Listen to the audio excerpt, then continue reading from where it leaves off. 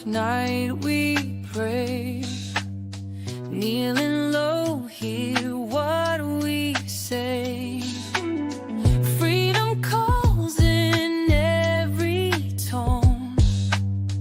Faith is built on hearts of stone.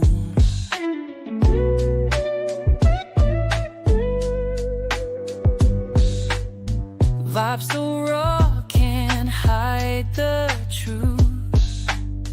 Words so sharp, they cut right through. Real talk for the soul's appeal. Prayers rise up the wounds they heal. Lift our voices to the sky, a righteous perspective high. On this path we won't back down, for the Father wears the crown.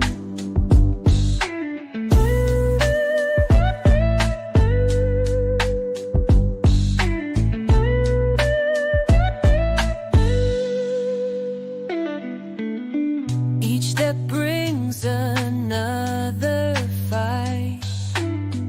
Breaking chains, we're seeking light. Voice of power won't be tamed.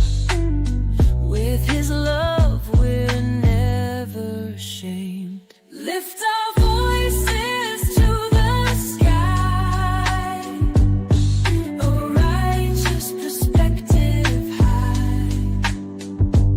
On this path we won't back down, for the Father wears the crown.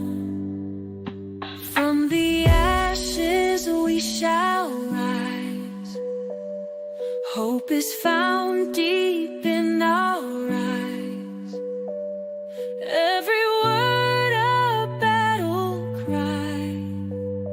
With the Father none deny.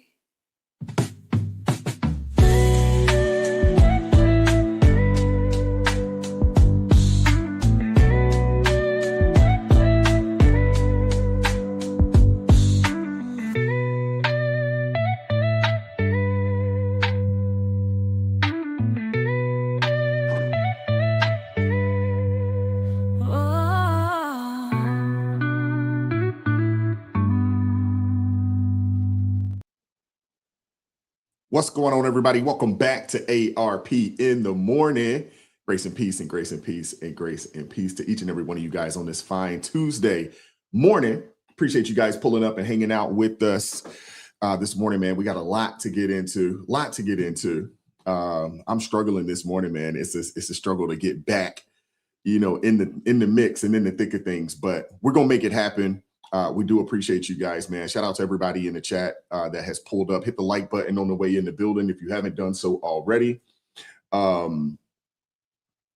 Let me say what's up to my folks in the chat. And Hunter, if you could, I can't find your scripture of the day. So if you could send that over to me in some shape, way, form, or fashion, or just put it back in the chat or whatever, that would be great. But we do appreciate you guys pulling up this morning. We got a lot to get into. Let me introduce my folks real quick. We have Crystal from Crystal Beyond Labels in the building today. We have Celeste from Celeste_Duffy in the building. We have Mika from the Messy Conservative in the building. We have my brother Dave Anderson, the Business Bully, is in the building. No Minister Danzel today. He's a little under. We'll say he's under the weather. He's struggling with his voice, praising the Lord very hard over the weekend. So we won't have him with us this morning, but Lord willing, he'll be with us on Thursday. But we do appreciate you guys pulling up this morning. So hit the like button, super chat, super thanks are greatly appreciated. We do appreciate you guys supporting what we're doing over here. Thank you guys so much, man. It's great to be back home and great to be back with you guys, man. I mean, we've been out for about a week or so. So I'm looking forward to today's show. And I think we're going to have a really, really good conversation today. Let me say what's up to my folks in the chat. And if I can see, oh, there we go. There we go. Thank you, Hunter. Appreciate you, Hunter, starting us off properly with the verse of the day. It's out of 2 Corinthians 5:17 says, therefore, if anyone is in Christ, he is a new creation. Old things have passed away. Behold, all things have become new. Thank you, Hunter. Appreciate that, brother. Thank you so much. What's up, Deb? How you doing this morning? I thought I saw Hadassah in the building. Queen Bee's Art Hive is in the house. Shout out to you. Appreciate you guys pulling up. What's up, Lisa Lopez? Appreciate you pulling up this morning. Let's see who else we got up in here early this morning. All right. I know I saw Lori Addison in the building. Shout out to Zeph. Appreciate you all pulling up. What's up, Nanny? What's up, Kirsten? What's going on, shipmate? How you doing today? What up, Nee? It's good to see you in the chat. Wolf Heart's in the building. Appreciate you. What up, LJ? How you doing this morning, sister? It's good to see you. What up, Dr. Tam? Oh, you done changed it now? You're Dr. Tam now? Oh, Lord. We got another one of these doctors up in. I'm not gonna talk bad about you, but you know, I'm not a fan. If you're not a doctor, I don't think you should be calling yourself a doctor, you know, on the internet. That's just me. That's just me. But appreciate you pulling up, Tam. Thank you so much. What up, Deb? How you doing this morning? And hopefully Mama Longo is watching this morning as well. Good morning to you, ma'am. Appreciate you. What up, Manny? Rick Fox is in the building. Shout out to you. Appreciate you. Appreciate you pulling up. Thank you guys so much. Hit that like button for me on the way in the building. Appreciate you guys pulling up. I was trying to pull something up here and I wanted to get this over to B. And when I get a chance to do it, be on the lookout for it. It's going to come in the private chat as well. All right. So be on the lookout for that, B. But appreciate you pulling up, helping to keep things peaceful. Let me get ready to get my folks pulled up this morning. What up, Dave? How you doing this morning, brother? Brother, if I had your hands, I'd cut mine off. I am good. I am blessed. I am handsome. Okay. Somebody got to love it, you know. Oh, you know what? Wifey's, a lot mamas. of people love it. Listen, blind people think I'm sexy. Okay. That's how this goes. Hey, you know, but appreciate you pulling up this morning. Yes, sir. What's up, Celeste? How you doing this morning, sister? Good morning. How are you? I'm doing well. Good morning, Dave. How are you? Absolutely awesome. How are you, Celeste? Good. In the absence of Minister Danzel, I can see that Crystal and I are going to have to maintain the standard now that you're on the show, Dave. But I want you to know I'm hydrated and I'm ready for you, okay? I'm ready. That's what they all say. That's what they all say. She said maintain the standard. Absolutely. Oh, Lord. I got my prayer cloth ready. Okay. All right. What's up, Crystal? How you doing this morning, sister? Good morning. Good morning. Changing it up, huh? Okay, we see you. Yeah, I switched it up. I switched it up a little bit, y'all. I had to switch it up. Go ahead. Now that's it's cute. protection time. I got to protect the hair. All right. Okay, I see you guys. Happy Tuesday to everyone, and welcome back, guys. Because I know you enjoyed your time off. Yeah. Nice to see you, brother Dave. I'm ready for the laughter. Like I got some exercise in this weekend so I can laugh. And don't worry, you need exercise to laugh. Yeah, but with Dave, yes, because what will happen is like my face will hurt. Muscle exercises on my face and all that stuff. You gotta stretch. I'm ready. Do you Y'all are really y'all putting a lot of extras on it right now. Y'all really are. Shout out to the chat that understands I am very mediocre at jokes. Right. Yeah, okay. Yeah, okay. What's up, Mika? How you doing today? I just got my energy drink. That's all. Lord Jesus. We done had this conversation. That's all that matters. That's all that matters. Yeah, see, here we go. It already started. All right. Y'all are a trip, man. Y'all are a trip. Well, I'm glad to be back, back in the house, back in here with you guys. I missed you guys last week. Everybody in the chat. Mika, we was here on Tuesday, so you didn't miss anything, Nah. But Thursday and Friday, we was out. Much needed break, much needed vacay. So I'm glad to be back. How was the vacation? It was good. Got a nice little tan. You see, I'm almost matching the shirt. So, hey. Looking like black on black crime. Okay. that sun over there is serious. That the first time I ever got sunburned was over there. Yeah, it's nice. So serious. It's nice. What kind of black are you? What sun is that? What kind of sun is that? Did you not pay your melanin bill? Can I thought tell it was you the same sun, but you're talking about that Caribbean or Caribbean sun. It's different out there. back was burnt. I'm telling you. Really? Your I back The got was only the burnt? time I whole got peel. burnt like that was in Dubai. Like I had like a real burn. It didn't matter if you had, if you had a hijab on or something to cover your face. Nothing mattered. It came through the cloth. It did. Yes. Oh, thank you for letting me know. So in future reference, because my sister burns so easily. Like we went to Miami, we went to South Beach, and she was tanned for a year and a half. Oh yeah, My my Lord. hands have never recovered. My Oh, hands and my wow. face do not match. Wow. They've never recovered. That's how I haven't been to harsh Dubai, it but I was. have been to Saudi and I've been to Bahrain, and that's a different sun over there. That's a different kind of heat over there. But I wasn't trying to stay outside in it. Everywhere I could get in the AC, I was trying to get in the AC because it's smoking out there. But it's like it follows you. It stays behind you like this. Oh no, you're not Oh running. yeah. They're not running. Oh yeah. Oh yeah. I mean, when you go Trying to get outside your at 9 number. o'clock in the morning and it's already $1.20, you like, why do y'all live here? No. Seriously, I why do need to y'all live ask- here? I need to ask you, is it worse? Because when I went to Greece, I was like tortured. It It's was hotter so than hot. Greece. It's hotter than Greece. I It's still hotter want than to go to Greece. Greece. Literally and figuratively. Oh, this is turning me off. I'm dying to go to Greece. It was I really want to go to Santorini. Santorini. I'm gonna tell you right now. Don't be fooled. The pictures are not Santorini. It's Ia. Because we thought when we got to Santorini, we were like, oh, okay, we going to Santorini. That is like a whole entire desert over there. Okay. Ia is where all of the like the pictures that you see, the white rooftops. Yes. That's Ia. That's not Santorini. That I learned that very quickly. Schedule change. Yeah. How you get around it? Just go in different seasons, because I went. See, they all in the Middle East. They only have 2 seasons, hot and hotter. Yeah. That's Pretty it. much. That's So it. if you Hot go and hotter. like in the November / January season, it's hot, but it gives you a little relief. If you go at any time in the summer, you can forget about it. No. Thank you for that. Yeah, it's smoking out there. I couldn't do it. I'll just call you when I'm going to plan the trip. Who's going to call you?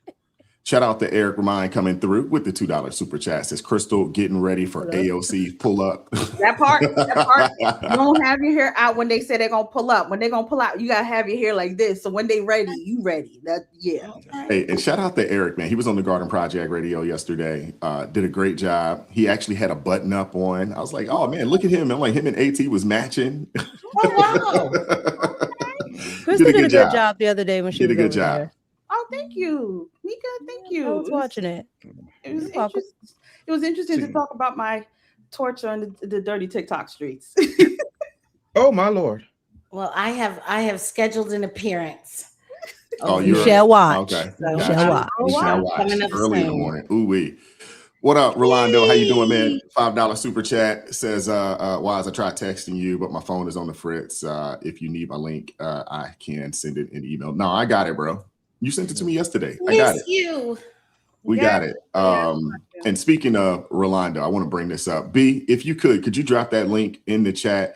Rolando going through some things. He fell, you know what? Yeah, he told me the story. I can tell the story. So Rolando fell off of a motor scooter downtown, face first, planted. We're gonna drop the GoFundMe. He needs some assistance, in helping going through. He's got a lot of the work done, but there's some additional things that he needs done that insurance isn't covering. So, if you guys would like to support Rolando, I don't know if I can show the. I don't know if I want to show y'all the footage. I'm not. It's not good, but he definitely needs some assistance. B, if you could drop the link in the chat for the GoFundMe for this brother, any of you guys that would like to help him and support him. I believe he like a couple teeth got knocked out. Like it's bad, it's bad. But when I saw it, I was like, "Ooh, snaps!" Oh, you're not making him feel any better. Wise. Yeah, but I'm just saying. I mean, I'm sure it doesn't feel good. It didn't look either. Oh, there goes B. There goes B. All right, B. But yeah, B, it's in the private chat. So if you could drop that link in the chat for me, that would be great. And Dave has something going on today, or is it today? When is it? No, it's this Friday. I'm doing a wealth masterclass. It's 2 hours with me live, going through your business, how to grow, how to scale. So, for all you cheapos, and I understand how it is, because I'm expensive. I'm a high class date. I wanted to do this so that you could actually get answers, because it's people who shall remain nameless who are on this day. So I ain't going to point at nobody there or there or there. You might want to come get this, because I'm answering all your questions. Nothing's being held back. It is taking place. It's absolutely free. There is nothing for sale. All you have to do is register. All you got to do is click the link. I gave the link to B, and I really want you guys to pull up, because we're going to talk about wealth strategies. We're not going to play the stuff that we play on the internet where, oh, I have a rented Airbnb. No, I got a small little house. It's like 200,000. I don't really have much. It's just like a hovel, but it's paid off. And I put my money in my business. And we talk about wealth building and securing your wealth. It's not how much money you make. It's how much money you're able to keep and how you can grow your business in a real way. So if you are a person that is tired of getting that biweekly insult every 2 weeks that you call a paycheck, I suggest you pull up. Not like AOC, because if AOC come this way, I got some Vaseline in the straight edge with her name on it. I'm just saying. Vaseline in the straight edge. We different down here in the South, man. We believe in 2A. Believe in it wholeheartedly. Oh, bro, we different. Don't show us. Don't show us. Don't show us. No. I love my president. So y'all don't. I don't love my president. So I have 3 45s, and because he got reelected, I got myself a 47 with an AK in front of it. Now, 47. All right. I love the president. I'm gonna exercise my rights. Shout out to Dr. Tam G coming through. She done changed it to Dr. Tam G. We got to talk about this, Tam G. You better talk about YouTube member. You hadn't seen what's going on with Cheyenne Bryant. You ain't seen that. Like, come on now. I keep like appreciate you, Tam G. You talk about her. Should I eventually talk about her? Maybe. Shout out to Tam G, been a member, says doctor was to mess with AT this morning on our show. Got you. Okay. All right. Shout out to Tam G coming through, $20 super chat. Says good morning, Mika, Celeste, Crystal, Dave, and Brother Wise, the DR that added to my name today. Okay, the doctor was added to the name today with AT. You had to watch the show to understand why I did it. Love y'all. Okay. I ain't Morning, it. I'm just saying, you get out here, everybody all of a sudden a doctor, they get on the internet, man. I don't know what's going on. I mean, you could just be you and give good advice. You could do that. You don't have to claim to be a doctor. All you had to do is be a life coach. She was pretty enough, but again, well, that too. I mean, it doesn't take much to get that life coach certification. Like everybody's a life coach. You don't even need a certification to be a life coach. All you gotta do is fix somebody's life. All you gotta do is fix somebody's life. Look, they have to make a course. They have to make money, so they made a course. Yeah, there is a course, and there is a cert. I'm sure you could probably just pay for. You could skip the course and just pay for the cert, and now you're a certified life coach. Yeah, listen, I'm saying that's why I have a song on my next album called "Auntie Got a Ring Light." Why do you act like this? That's Auntie got a ring light, now she got a plan. No, you're not. No, I am not ready for you. Tell him, Auntie. Got a ring light. Auntie got a ring light. Tell him, Auntie. No, because when y'all start to hit 40, all of a sudden y'all got so much to say. Y'all got all these courses about how you need to leave your man, but your man is on the couch. Auntie got a ring light. You broke as hell. Telling you how to make money. Look, every time I come in here and tell the truth, y'all either laugh at me or shake your heads. Both is applicable. Exactly. Yeah, both. Absolutely. Thank you, Rolando. $2 super chat says lawsuit on the way. Believe that. Thank you, Wise. Oh man, you're welcome, bro. You're welcome. Get that money. Yeah. I would say I don't know any good lawyers. I don't know any good lawyers these days. Good lawyers like a little bit pregnant. Yeah. It's like jumbo shrimp. It's oxymoron, Wise. Yeah. But appreciate you guys. I want to start here. Just question more or less. Last week, I think it came out Tuesday last week after the show. NAACP is asking young black ball players, football, basketball, baseball, to boycott accepting a scholarship from the SEC and that NIL money. I want to start with you, Dave. What are your thoughts on that? I know you saw. I know you saw your boy Roland Martin come out there, you know, and another older lady was like, I know we asking them to sacrifice for us, but I was like, these people are ridiculous, man. Why is it I have to start this show off talking about selections from the go to my iPad? You got to jump in his ass section of the internet. Yes. See, this is the problem. See, this is the problem with you simple Simons, okay? See, these athletes don't understand sacrifice. First of all, this man has not sacrificed one meal since 1993. That part is clear. What athleticism has he shown except for bad twerking that no one wants to see, gay or straight? I'm pretty sure the rainbow community is like, no, Roland, stay in the closet, sir. Just go and stay in the closet. We already know what it is. To ask athletes to punish universities for Democrats not being able to rig the system in all black districts that span hundreds of miles is as ridiculous as the fact that Roland Martin has a beard that stops like right here, but he's still got all this chin meat under here. Like, if you had a beard to kind of disguise the chin, it's like a fat woman in the club who wears a big ass belt like she stole it from the Santa Claus from the mall. You know what I'm talking about? As if we can't tell that your back is big and your hips is wide. Like, we see it. Why are you doing this? To tell, and then I don't know who these married, it's like he has a rotating cacophony. Cacophony. It's a word. He has a listen, I'm a doctor of thotonomics. He has a rotating cacophony of people who just go, yep. They need to sacrifice. First of all, we understand, because y'all love saying this, only 2% of athletes in college make it to the league. What you don't talk about is the 60 to 80% of those athletes who actually find a career in the thing that they majored in. I know people who got D1 volleyball scholarships who are now world famous podiatry surgeons. I know people who were basketball players who are now business consultants and accountants. It is a path. And if you know anything about college as a parent and an uncle who paid for college at a prestigious HBCU, my daughter cost $186,383.63 cash.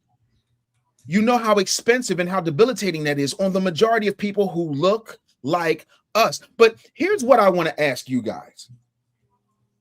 Have you heard about Roland Martin, Ricky Smiley, D.L. Hughley, any of these people giving any money to supplement the sacrifice they're telling these people to make while they sit comfortably in their very nice paid for DNC bought studios and homes? How about no? Spoiler alert, they always want to make sure that the young people suffer so that they don't have to. And people get mad when I say this is why the boomers need to respectfully expire. And the first half of Gen X needs to sit down too. Millennials and late Gen Xers are going to save this country if y'all got out of the way. But the big economic plan of punishing student athletes by going to schools as if scholarships are just falling off of trees and you got something supplemental. Then don't get me started on Timu Obama. Don't get me started on these mean, evil people talking about they're taking away our voting rights. If they're taking away our voting rights, then why are you still telling us to vote? If they're taking away our voting rights, why are you prioritizing making sure ICE isn't anywhere near a polling place? If they're taking away our voting rights, how come I went down to the Jewish synagogue in my neighborhood to vote and I had my ID ready to go and they said we don't need it? Miss me with all this book BS.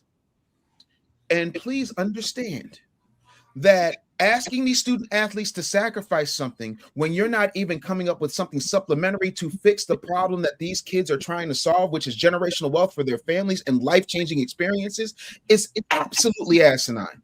I'm sorry for the rant. That's how I feel. You already know. I still have the Dave Anderson, Roland Martin push-up challenge. I'm still waiting because we know he can't lift anything heavier than a fork with some food on it. No, you're absolutely right. You're absolutely right. I went and voted. Crystal did a video and just trolled the heck out of them. I went and voted on Tuesday last week, you know, before I rolled out, and I had zero issues. There was a ton of black folks in there, and I'm in the South, and there was a ton of black folks in there. Half the people working the polls were black. So I'm like, what are y'all talking about? What are y'all talking about? And the thing is, I'm like, HBCUs, they also get federal money as well. So are you telling the young folks they should boycott those schools that are majority in the South in these same districts that you're talking about? Should they also boycott them? It doesn't make sense, man. It doesn't. It makes perfect sense because here's the thing, bro. You got to look at this from a structural perspective. Democrats never have a plan, and they never think anybody's going to pull back the curtain. Democrats are the Cheyenne Bryan of politics.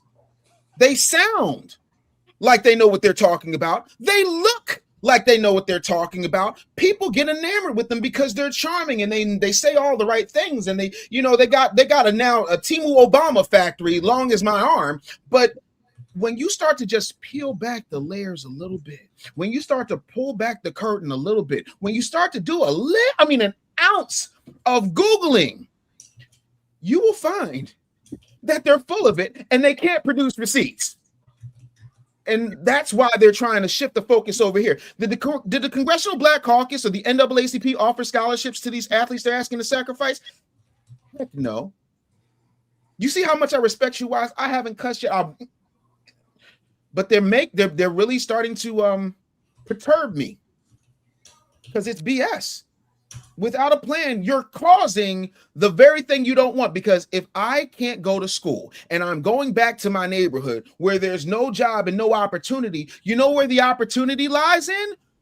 Knocking you upside the head and robbing you. But nobody want to have that conversation because when I say that, I'm being too extreme. And Crystal, the fact that you went and exposed them people is exactly why men are afraid of you, because they're afraid that anytime you're going to whip out the camera, this all you, I figured it out. I'm like, because Crystal's pretty, she's smart, she's sweet. And now I figure you out here exposing people.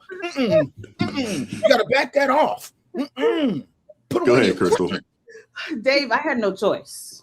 I had no choice because Ryan Michelle Bath, Sterling K's wife, she decided to come for me. So I had to go and deal with her. You lying? You know she got a $4 million net worth. How's she coming for you? She was like, I'm not sure who needs to hear this, but civil rights leaders and MLK Jr. amongst them asked the children of Birmingham, Alabama to march, and they did. The children were arrested and thrown in jail. Then a church across the street from the park where they were arrested, those children were blown up. Unalive, 4 little girls and maiming 1. Our children are not pawns, but they do suffer the consequences of the lack of civil and voting rights in this country. And if you can ask children to be repeatedly hit by 6'5", 225-pound men for money, then asking them to go to a different school to help secure their rights and the rights of Black Americans seems like a small ask. I said, well, why don't you ask? Here's my small ask. Why don't you give up all your money since you have so much to say? Because I don't understand why they keep coming to the children. Back then that was one thing, but you in 2026, since Ryan has something to say, Roland has something to say, Michelle has something to say, they act like we lost voting rights. I had to show them because people seem to think we lost voting rights. And I went there looking for Jim Crow to come and get me because Jim Crow was somewhere supposed to be there to come snatch me up or something like that. So I just had to show them because clearly I must have missed. They must have missed giving that memo to Georgia because I was able to walk in there like my brother Wise. There were Black people working the polls, so I'm very confused by this whole we're losing our voting rights, and so I had to point out again to her to forfeit her money, and she tells me that if I could forfeit all of my money and all of my work here in Hollywood, I would move to another country if I could. That I would make money for 4 to 5 years of it. Ma'am, be quiet. You sound ignorant. You sound absolutely ignorant. Well, go ahead. And this is the thing with all of these people. They're like talking heads. They get up there and they talk foolishness. And then you have people that defend them. Because I'm gonna tell you right now, I thought TikTok was dirty streets. Threads is like a cesspool. Okay. Instagram Threads is a cesspool. These people are crazy over there. And these people, if I get mammy gifts and memes of raccoons and all kinds of stuff on my when I make a post. But I'm like, listen, again, y'all are the ones that actually believe that you can't vote. At least I know I can vote. So who's the one that has the raccoon issues? Who are the mammies around here? It ain't me because I go in there and vote. The thing is, they will keep going to these poor people because, like I said, because I reacted to that too, Wise. I said, I have a cousin who's currently being scouted between D1 and D2 right now. He's being scouted. And the thing is, the audacity of the NAACP, the CBC, and every celebrity that's joining with them, Roly Poly and the rest of them. They want They weren't with the parents when the parents were going out there, investing in these children, taking them where they need to go, taking them to all the practices, going without to make sure their kids attain the dream that they're trying to attain. They weren't with them with those sacrifices. They know nothing about these children, but to have the audacity to tell them to give it up, mismute all your foolishness. Why don't y'all give up? Like I told Sunny and The View, why don't y'all go ahead and give up your paychecks? In fact, boycott. We don't want to see you on TV. You all can come off the TV. Show us. Lead by example. Show us, please, please, please. Just don't. Cloudy Hostin need to do that anyway. Exactly. Reparations. Support it, and then I would believe that y'all believe what y'all are saying. That's how I feel. Go ahead, Mika. No, I agree with Crystal. And I say it again. Cloudy Hostin needs to give up her money anyway. She owes reparations. Okay, for Puerto Rico. Anywho, Cloudy Hostin. Yeah, here's the thing about it. About 2 weeks ago, I did a video on Joy Reid, and Joy Reid was talking to DL Hughley, and DL made mention of it then. And so I know he's an insider shield for them. So I knew this was coming up, right? And now here we are 2 weeks later with this. So I mentioned it then because he made a small mention about it. And when you look at it, okay, if these children don't go to these schools, what other opportunities do they have? Okay, because you look at somebody like Michelle Obama, who comes from a good family, and she said out of her own mouth, she didn't have the qualifications or the scores to actually get into where she went to. Yep. So with that being said, what do you think these children's opportunities are? All right. And then even to Crystal's point about the sacrifice of the parents, a lot of the times, because a lot of my family played sports, a lot of the times it's not even the families, it's the schools going above and beyond, the coaches going above and beyond to get these boys these places. You have people talking about my mama the real MVP when it wasn't your mama at all. It was the coach doing every and everything for you and doing the sacrifice. So there's outside individuals that get these young men to be where they are, and they don't get the they don't get the accolades or the acknowledgement, but they're invested in young men, especially young colored men's futures. And for the NAACP, the organization for the advancement of colored people, which I don't know what colored people, because the last 4 people that they have endorsed have been white. At the end of the day, what are we? I mean, they will come back and say white is a color, so you're good. They're fine. It absolutely is a color. Check on what spectrum? Because here's the thing about it: you're saying that there's a disparaged there's a disparity between where white students are and black students, but you're taking away one of the advantages, because playing sports is a talent that all kids have, right? But this group of individuals have a lesser chance of succeeding anywhere outside of that, or getting outside of their bubble to see that there's something greater than where they are. So even if they don't go to the NFL or whatever sport that they're playing, it's just like Dave said, they have opportunities to be doctors, to be anything else other than posted up on the block. So when I look at it, it just looks like the continuation of the agenda of the white liberal, because there's absolutely no way that you would tell these children to go out there and risk their, as they like to say, their black bodies and sit out here and risk their entire future that they may never get again. They may never get that opportunity again because they're only young at this point in time. It's the same road that I see when we tell young women, oh, don't worry about finding a man. Don't worry about what you're doing at 20, 21. You can worry about it later. You're setting young people, especially young people of color, up for failure. And I think it's done on purpose. No, you're absolutely right. When I saw this, and I saw that clip from DL Hughley with him and Joy Reid, back, and I thought it was stupid then. And then when the NAACP comes out and they do their press conference, I'm like, this right here is a sign that they are done. They're grasping for straws. They're grasping for straws. And the thing is, it also lets me know too, they know nothing about football in the South. College football in the South is everything. Yep. It's everything. It's bigger than the NFL. I'm just saying, it's way bigger than the NFL. The stadiums are bigger. And okay, maybe there's a handful of quote unquote black players that decide that they won't go and play. Do you think they won't fill those slots up? Absolutely. You think they won't fill those slots up? And guess what? The people are still going to pull up to the stadium. UT holds 110, 115,000 people.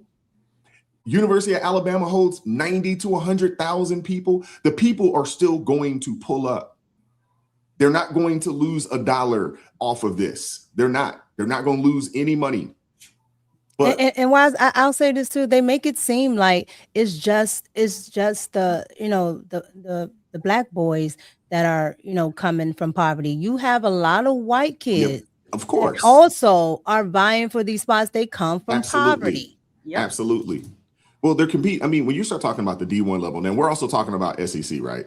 The D1 level. I mean, out of all the high school players that play college football or play high school football, more or less, I mean, we're talking maybe 1% of those players actually would even have the opportunity to play, Power 5, big D1 football. So, I mean, we're talking about a very, very, very, very, very small percentage of people.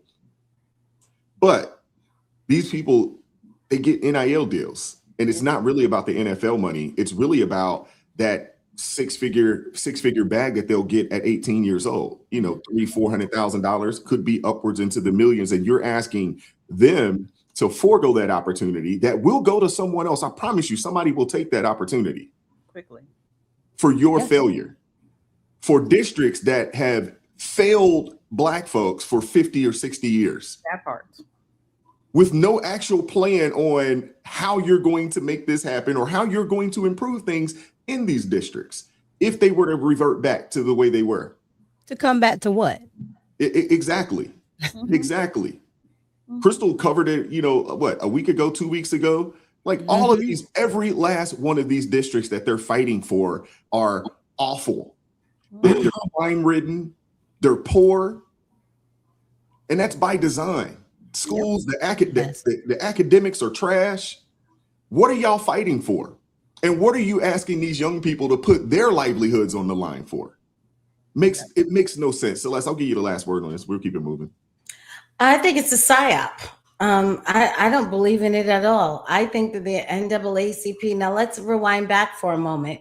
The last time we heard any real clanking and clamoring out of the NAACP, if you remember, was the gentleman down in Florida who issued a travel advisory for Black Americans to not go to Florida because Governor Ron DeSantis had pulled Black history out of the schools, and therefore, and now if I understand this correctly, Florida tourism has not suffered. I know many Black people who are spending great amount of time down at Miami Beach and other areas in Florida. So I think that this will be as successful as their last effort to issue the travel advisory. But I think this is what this does, and I think I'm not sure who remember who brought it up, but about using the children in the civil rights movement.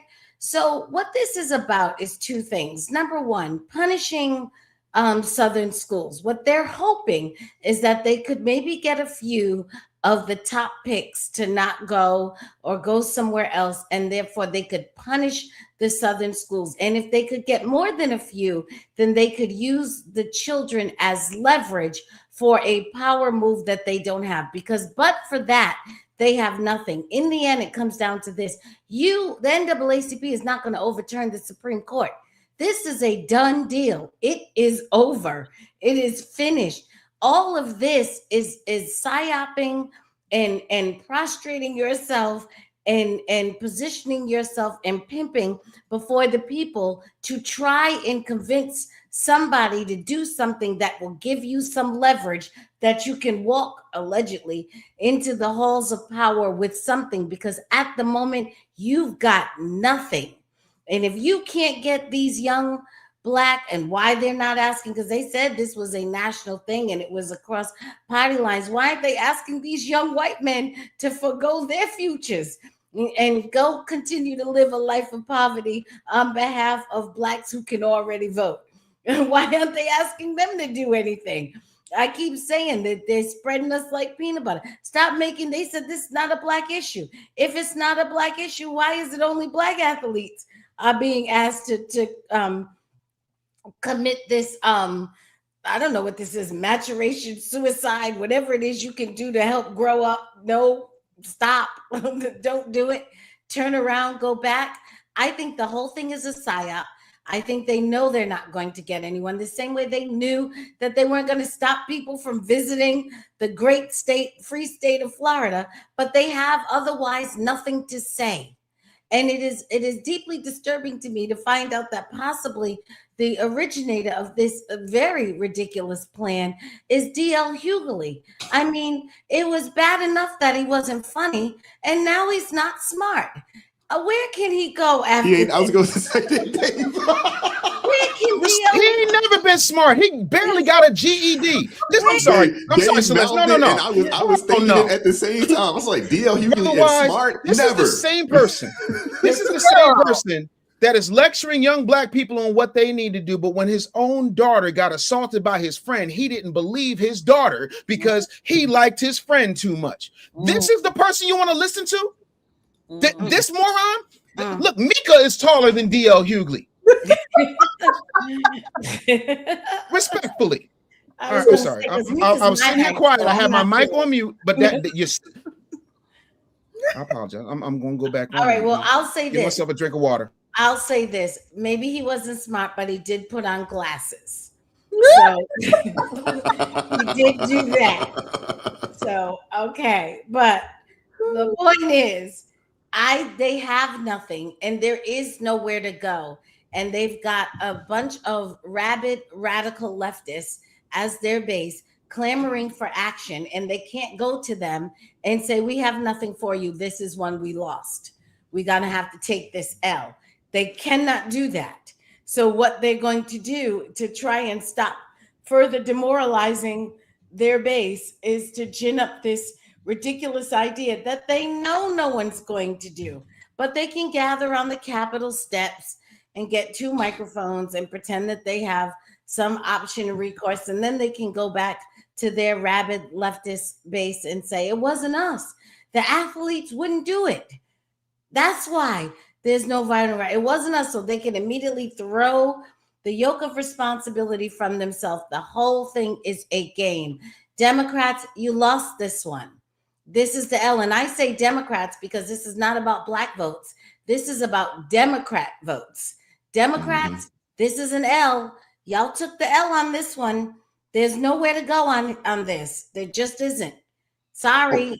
You're going to have to regroup, do something else, get candidates that are attractive to large masses of your constituency, and try and go forward and rebuild and meet, have coffee, talk, console one another. I don't know what to tell you, but you took the L on this one. There's nowhere to go. And these athletes are not under no, we don't even have to talk about somebody wish they could tell them. They're not doing it. The same way Black people, as soon as they got the advisory, gassed up the car and went to Florida. They're not doing it. No, they're not. Folks aren't. I mean, the thing is, who's listening to the NAACP like that for real? No. Why liberal? And yeah, basically, that's it. Well, they when can you get they don't have to say nothing to them. When the president of the NAACP, who makes $867,000, can get out here on TV and tell you, hey, I know I'm making almost $1 million a year, but you can give yours up.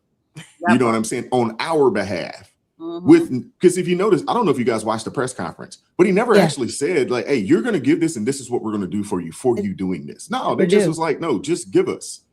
They never do. And Roland was over there the other night talking about, well, they're talking about, what is that? Is that question? What is the NAACP offering? And he said, they say they never speak to Black folks. He was like, they do.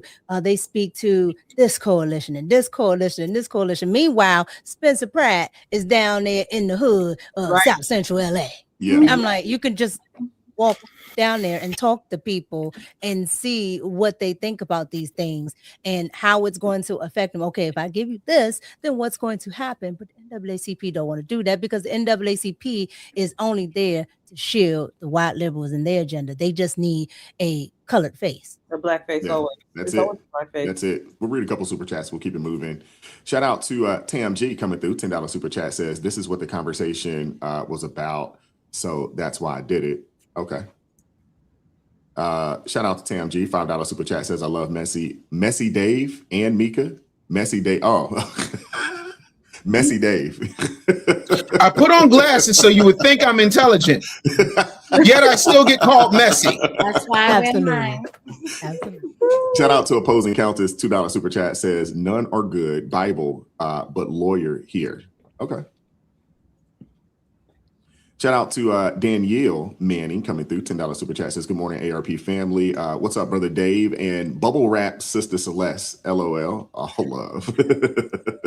Bubble wrap. Yeah, they said that last Tuesday. They said bubble wrap. I remain protected.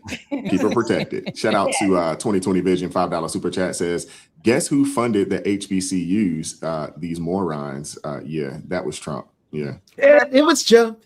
Absolutely Trump. Shout out to Tam G, gifting 20 ARP family memberships. Thank you, Tam G. Appreciate you, sister. Mr. 005 said, kids, go get your bag. Yes. Exactly. Absolutely. Don't listen to these old folks. Shout out to Eric Plummer coming through. $5 super chat says, good day, peoples. Crystal, that I voted video was fire. I thought it was hilarious. I got to see it. I thought it was hilarious. I'm like, Crystal out here trolling. I was like, man, she better be safe. I hope she don't have her location on her phone or something. You're going to have folks, they're going to pull up on you for real.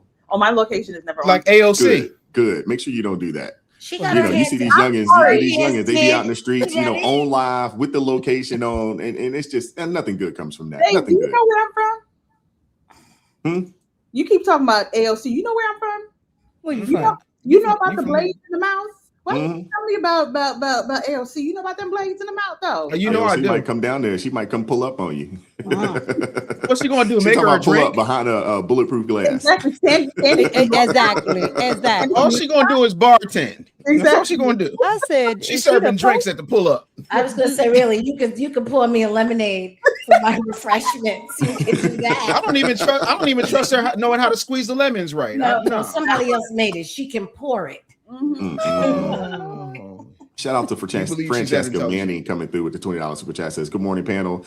I went to vote last Thursday here in Texas, and no Jim Crow 2.0 at the polls here. Had my ID voter registration card just in case. And what do you know? I was able to cast my ballot. Yeah. Wesley Hunt put those people on notice. Wesley Hunt did a phenomenal job. Yeah, he did. Yes, he did. Shout out to Cap America coming through with the $20 super chat. Says, I guarantee you, when some of these college students and athletes take the bait 5+ years later, when they're putting fries in the bag, they're going to say, what I did was noble, but they're not going to believe it. 5 years from now, no one will be putting fries in the bag. That will be robots. You mean 5 years from now when they have that UBI? Yeah. That universal basic income. Pretty much. Let me just answer the question on everybody's mind. No, fries do not go with that shake. Okay? No. Tam G with the $5 super chat says, the messy conservative Mika and Dave. I love my Monday show. That was Thank funny. You. I was watching, but I was doing stuff, and I was like, the two of y'all. I was like, I can't. I'm just not ready. I don't understand what y'all talking about. We just having a conversation. We just reviewing what happened in the news. I'm messy. The news is messy, and that's all. We're gonna clean it up. I feel like I'm news I bearer feel like message. I'm pointing out the obvious. I just don't understand what y'all laughing at. Delirious. You're so delirious. Let's go That's down true. to DC. I want to play this clip for you. A young lady goes to Meridian Park and she is like pleasantly surprised. Now, I would assume because this is a, young lady in DC, I'm almost for certain she's a Democrat, but hey, at least they can give props, where props is due. I'm going to dox myself because I'm moving, but I've lived near Meridian Hill Park in DC for almost 2 years now, and the water's never been in the pond there. This has never happened before. I was always too afraid to come here because of the homeless people, but they're all gone. And it seriously looks like Paris. I mean, I've never seen this many people out here. I mean, look, everyone is enjoying it. Everybody. A year ago, Trump said he was going to clean up DC, and he did. It is clean, it's calm, it's quiet, except for the Chipotle down in Navy Yard, apparently this weekend, but I wasn't there for that. The homeless are out. The birds are chirping. The water is in. The ponds. The fountains are working. Thank you, Mr. This is the benefit of having a construction man as your president. DC is a whole lot different since President Trump been president. You got the National Guards everywhere. You have more flags up when you're in the station. Capitol's right there. There's no barricade. You have less homeless on the streets. It's just everything just seems so much better, man. Because President Trump understands and he respects this country. He said the motorcade, when he first became president, the motorcade drove through DC and he was like, he couldn't believe how many homeless were on the streets, how dirty the city was. And just certain parts of the city was just, he was like, nah. For this to be the United States of America, the country that gives subsidies to other countries, the so-called greatest country in the world. He said, we gotta do better than this. And since he became president, say what you want to say, the city has become a whole lot cleaner. And it seems as if foreigners are the only people that appreciate the United States. I'm a foreigner. If I say I hate the United States, because the Democratic Party always trying to tell you that the United States is the worst country in the world. It was made through slavery and everything negative about the United States. But yet, people from all over the world are here. Willingly, they came here, brought their families here. People from all over the world, even the countries that's supposed to be your enemies, Chinese are here. You have Russians that live in the United States. A lot of people understand this is a country of where dreams come true. A lot of people understand that. And I think black people, black Americans especially, because Africans understand that. Africans left their home. We left our home and we came here. We don't care about what happened 100 years ago, 200 years ago, 400 years ago. How is it now? It's existential. What's going on now? If you got foreigners that's here complaining about the United States, they left their home and came here and they're complaining about the United States. The only people that don't appreciate the United States to me, well, it's mostly black folks because they're being brainwashed by the Democratic Party. The party that's part of this government, getting paid by this government, telling you that this is the worst country in the world. But see, you get a passport, but nobody's leaving. You know why? Because there's nowhere else to go.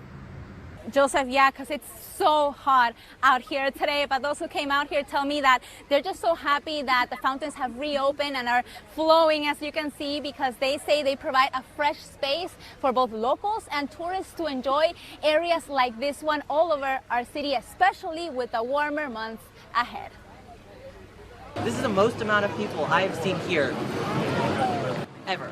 It's incredible, and it's a lot cooler, and people just enjoying, and this is amazing. It's great. We love being in the city and having an outdoor space that's safe and clean and open like this is fantastic. It's one of the best features of DC. It's so nice. It's really, really a big improvement over not having the fountains on. And obviously, it's drawing a lot of people to the park. The U.S. Department of Interior says the renovation work here at Meridian Hill Park is part of the president's efforts to keep D.C. safe and beautiful ahead of America 250 celebrations, and the project is part of the $10 million budget assigned to the National Park Service. And we're expecting to continue to see renovations out here, with certain grass areas closed in the park's upper lawn. And although they may remain closed into the summer, those that were out here today tell us they're just glad to see that investment, those funds being put into improving areas like this one for everybody to enjoy. So it is definitely hot out here today, but we've seen a lot of people come here and also tell us this is the busiest time that they have seen this park. Mika, you get the first word. Our resident DC insider. I grew up in Washington, D.C. I grew up in Upper Northwest, and I'm telling you, you would be able to, as a kid, just to go to any of these parks. Okay, I didn't go up too far from that park. You're able to go to any of these parks. They were free. You just sit outside, you have picnic, all that good stuff, and you can just lay out there and have fun. All of that about, I want to say 2010, just came to a abrupt stop. Like once Obama got in there, you started seeing things shut down. You started seeing just things just go awry. The homelessness became an issue. And people cannot tell me that it's not because of the Democratic policies, because I'm not a fan of George Bush, but it didn't look like that.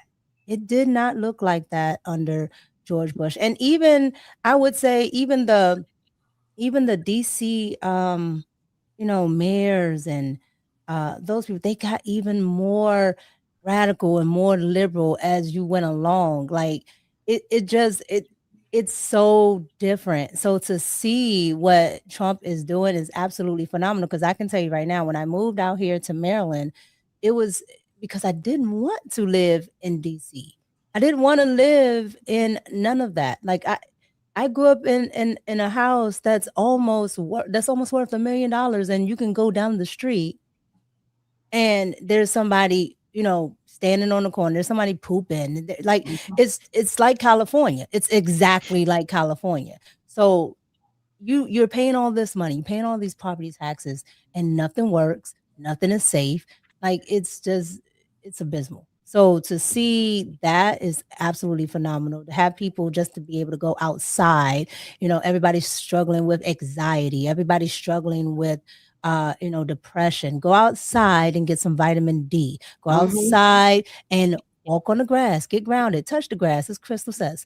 And then go and talk with people, because a lot of people's problem is they don't have anybody to talk to. So things like this can fix those very little things. And I think it's phenomenal. So that's my thought process as a Washingtonian, born and raised. Celeste? Well, I would just like to say and pick up where Mika left off. If you become likable and you make yourself likable, you will have people to talk to. And part of the problem is these people are like Cloudy hosting. They're sad and they're negative, and then they want to know why nobody wants to talk to you. That is why. Just in case you were wondering why no one wants to talk to you, it's because you're not likable. That's what it is. Become likable. It'll be no problem. People will stand in line to talk to you if you're likable. I'm very happy to see the nation's capital represented in such a way that is befitting of the greatness of the nation that we are. And I think the gentleman, I believe he's from Africa, hit the nail on the head. The plain facts are as the plain facts have always been, and much to the chagrin of the Democrat Party, which is you can say what you want, but the facts on the ground say that it's a lie, because the truth is everyone is coming here.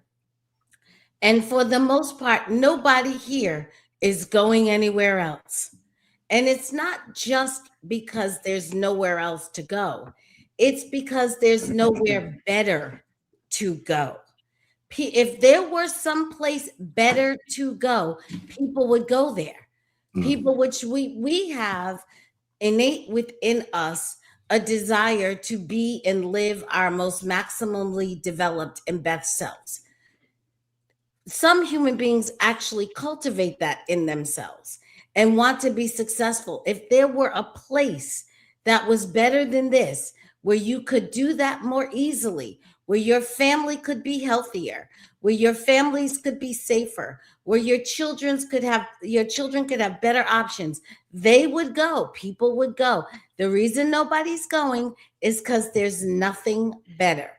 And they know that. And just like in the last segment, the psyop they try to pull on getting athletes to pretend there's some other future for them other than these extraordinary options with these D1 schools. They're trying to get Democrats to pretend that there's some other living options other than the United States that could be better for them. Y'all go out there and see. Why is you keep playing these stories of these people that take them up on these offers and then start doing TikToks talking about how they want to come back home and they didn't realize what it was going to be like somewhere else and all of that. Look, y'all go out there and keep just make sure you film it so we can watch. But keep going out taking these people on these fool's errands they keep getting you to run. Go ahead and keep doing it.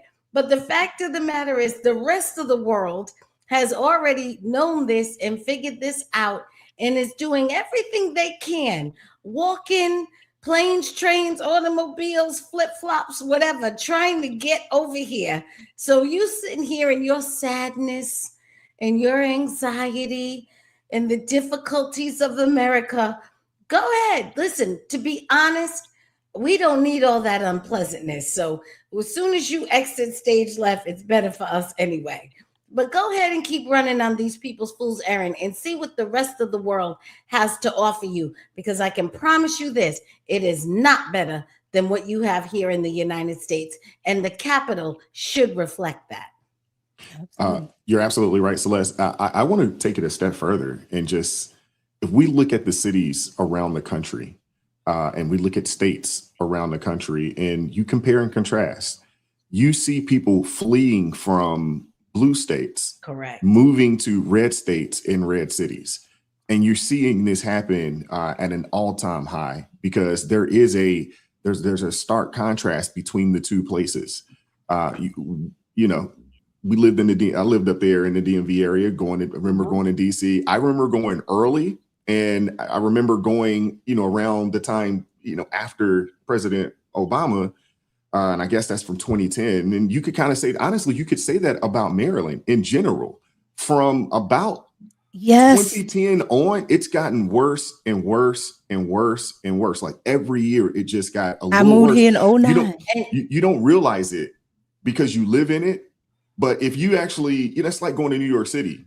Yeah, I remember going to New York City early 2000s. You go to New York City today, it's night and day. Yeah, night and day in comparison. In comparison to what it was. And I think that's, what we're experiencing right now in America. People are actually getting a chance to see the tale of two types of rule of law policies or agendas. Mm-hmm. You're getting a chance to see it, and you can actually now compare what it lives like, what it is to live in a blue-led state or blue cities. And if you ever venture out and travel to, somewhere, that's considered quote unquote a red state, it really will make you question your life. Like, why am I still living in these places? But you know what? Dave travels a lot. I know you've lived all over the place. But even now, where you're at now, and then you go to other places, you're like, man, what am I doing? Like Listen, why am I still here? As soon as I can get back to Texas, as soon as I can get back to Texas, I will be there. Oh yes, I will be there. I ain't got to worry about where I can, because Jersey is literally 10 minutes from my house. So, you can't have a weapon in Jersey, concealed carry here. Texas, you got your gun? Cool. That's it. That's it. It is what it is. But no permit, no class, no, none of that. No, none of that. You don't need no 235 certification training like you're gonna be Paul Blart Mall Cop. I just real quick, Brother Wise, because I want to be fair to the audience, right? I feel like we should throw the Democrats a bone because the NAACP is not doing it. The Congressional Black Caucus is not doing it. The people who are complaining with their ring lights are not doing it. So it's up to us here at ARP in the morning to do it. I have taken it upon myself as a businessman and an entrepreneur who's having a wealth masterclass this Friday. I have come up with a list of jobs that these students can have if they decide to take Roland Martin and these morons up on their offer for the cause. I'm only going to read the top 5. Number 5, Amazon warehouse sprinter. All that speed is finally paying off for the touchdown for Section C, Show 15, Booth 12. Number 4. Oh, God. Nightclub promoter. Why are we laughing? I'm dead serious. Ladies Free Before 11 is basically the same as NIL, but just with more cologne and less dignity. I'm only reading the top 5. Number 3. Personal trainer at a gym called Beast Mode Fitness, because specializing in yelling one more rep while still owing Sally Mae money for the semester you didn't finish is phenomenal strategy.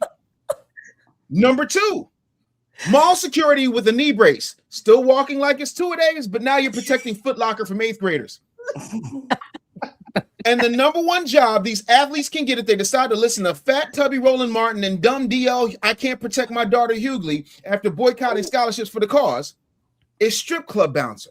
Because, Brother Wise, if you can read defensive formation, you can definitely spot a dude pretending he knows the owner. You know what? See, we're going to be solutions based as long as I'm on this show. We are going to be solutions based.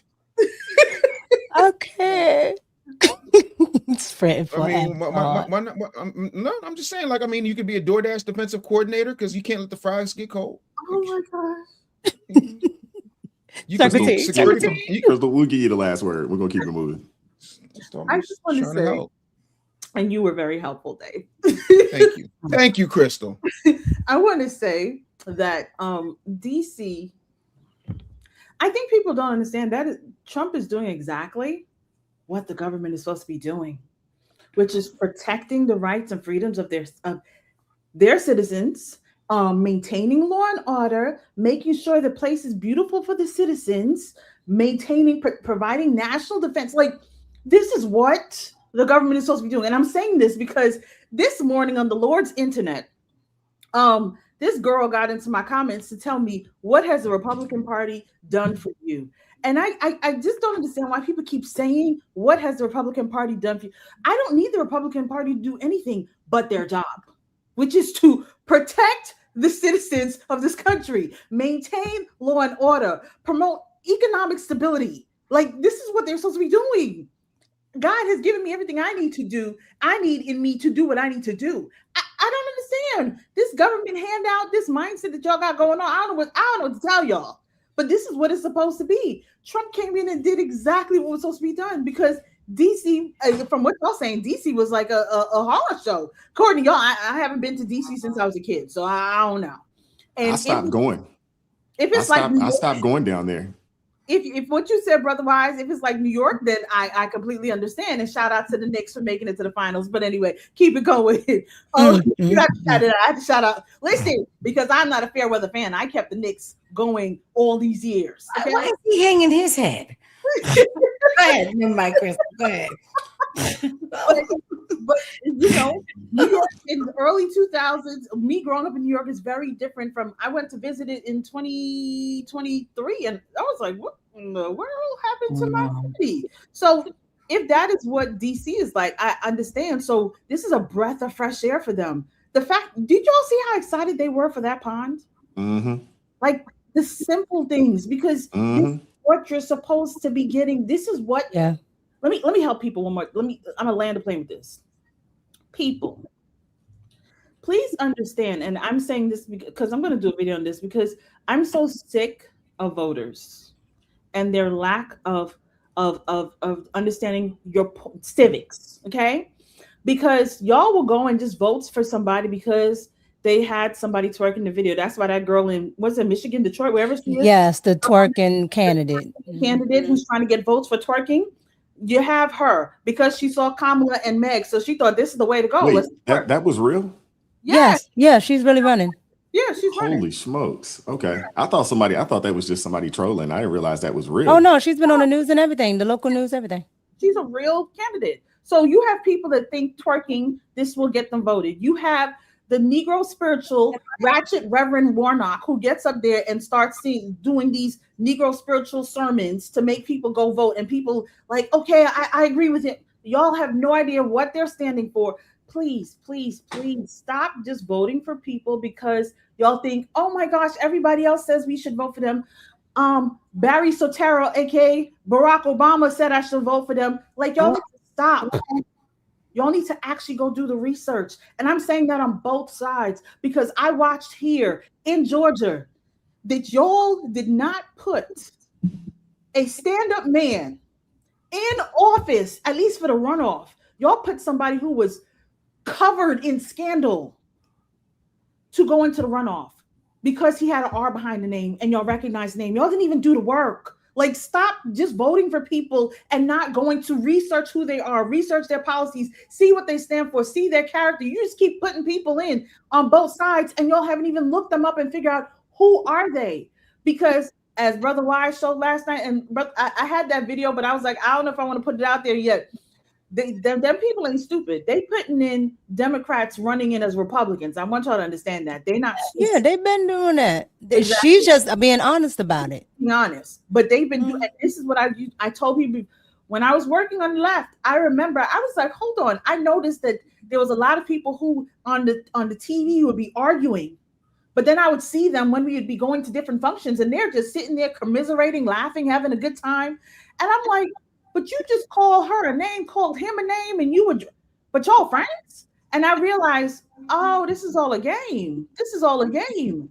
And this is the problem. Until y'all start doing the research, figure out who people are. And when you elect them in office, if they have not done their job, you fire them. You don't promote them. Until we figure this out, we will keep having these issues. But thank you for President Trump, who came in and being a breath of fresh air for America. Crystal, they did that in I want to say it, if I'm correct, I think it's Florida, where the gentleman was a Republican and then switched to being a Democrat. Well, here in Georgia. Well, in Georgia, you had to do switch from Republican to Democrat. Okay, it was Georgia. Okay, Yes. yeah. And then switched to being a Democrat and thought he was going to win, but he got smoked. Yeah, he got smoked. Because there's a lot of women here in Atlanta, and there's men that think they're women here in Atlanta. So of course, But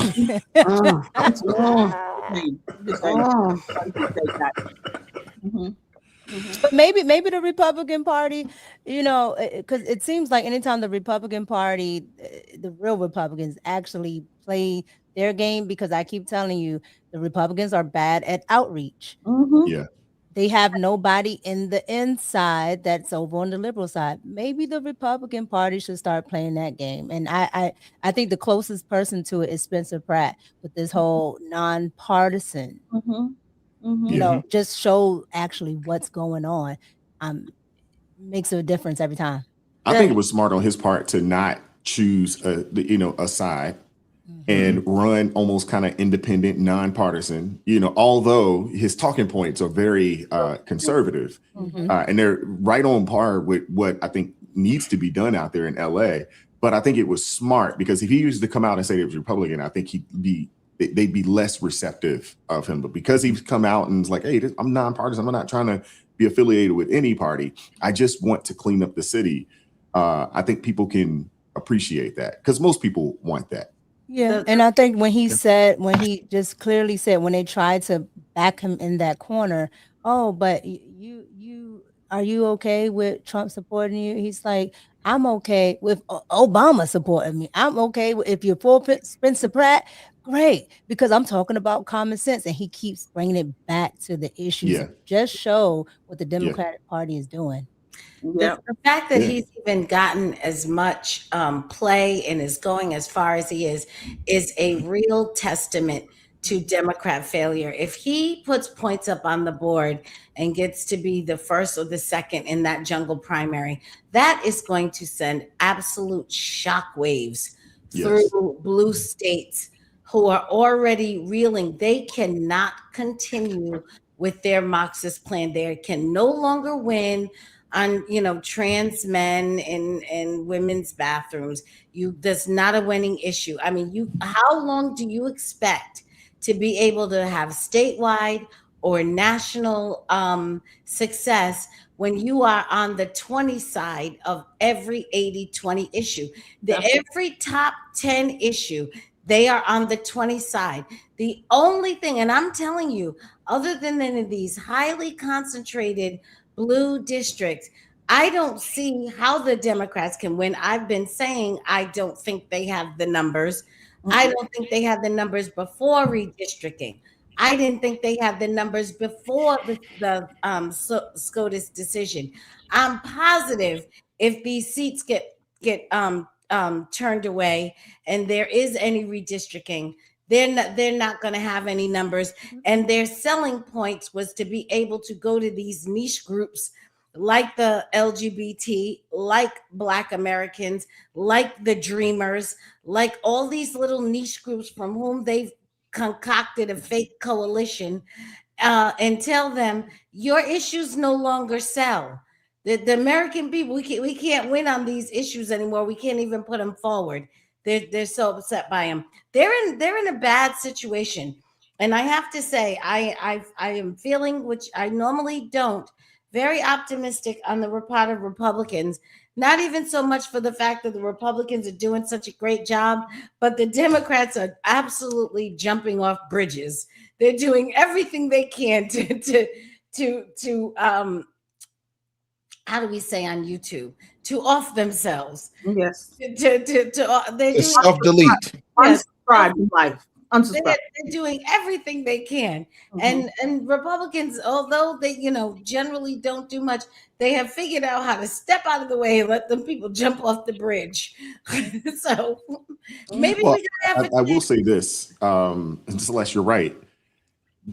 There should be a concern there because they're running out of straws to grasp. They are. And once that happens, that's when, you know, you get desperate, and desperate people do desperate things. So I think they know they're in trouble. They know they're definitely on the ropes, but the next step is just chaos and destruction. We'll just burn it down. If we can't have it, no one can. And people need to be concerned, you know, there.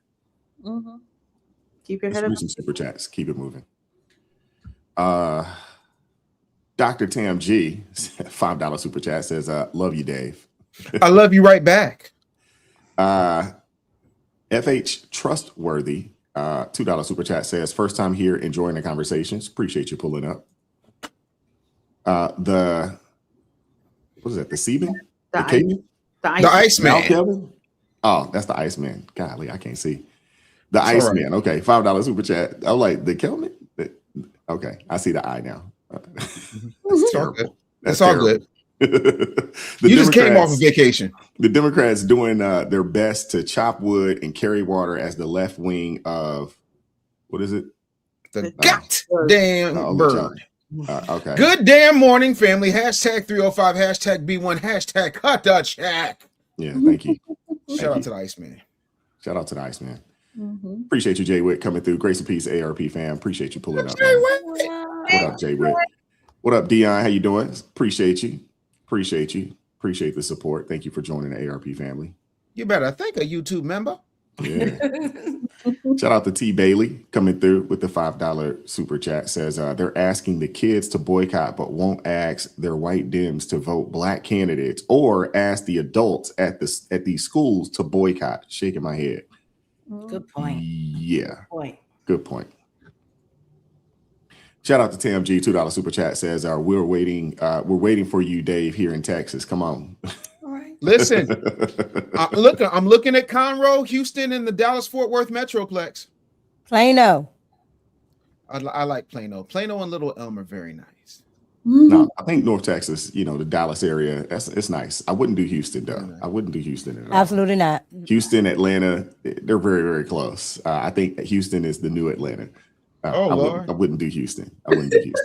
Shout out to all my folks down that way, but I would steer clear.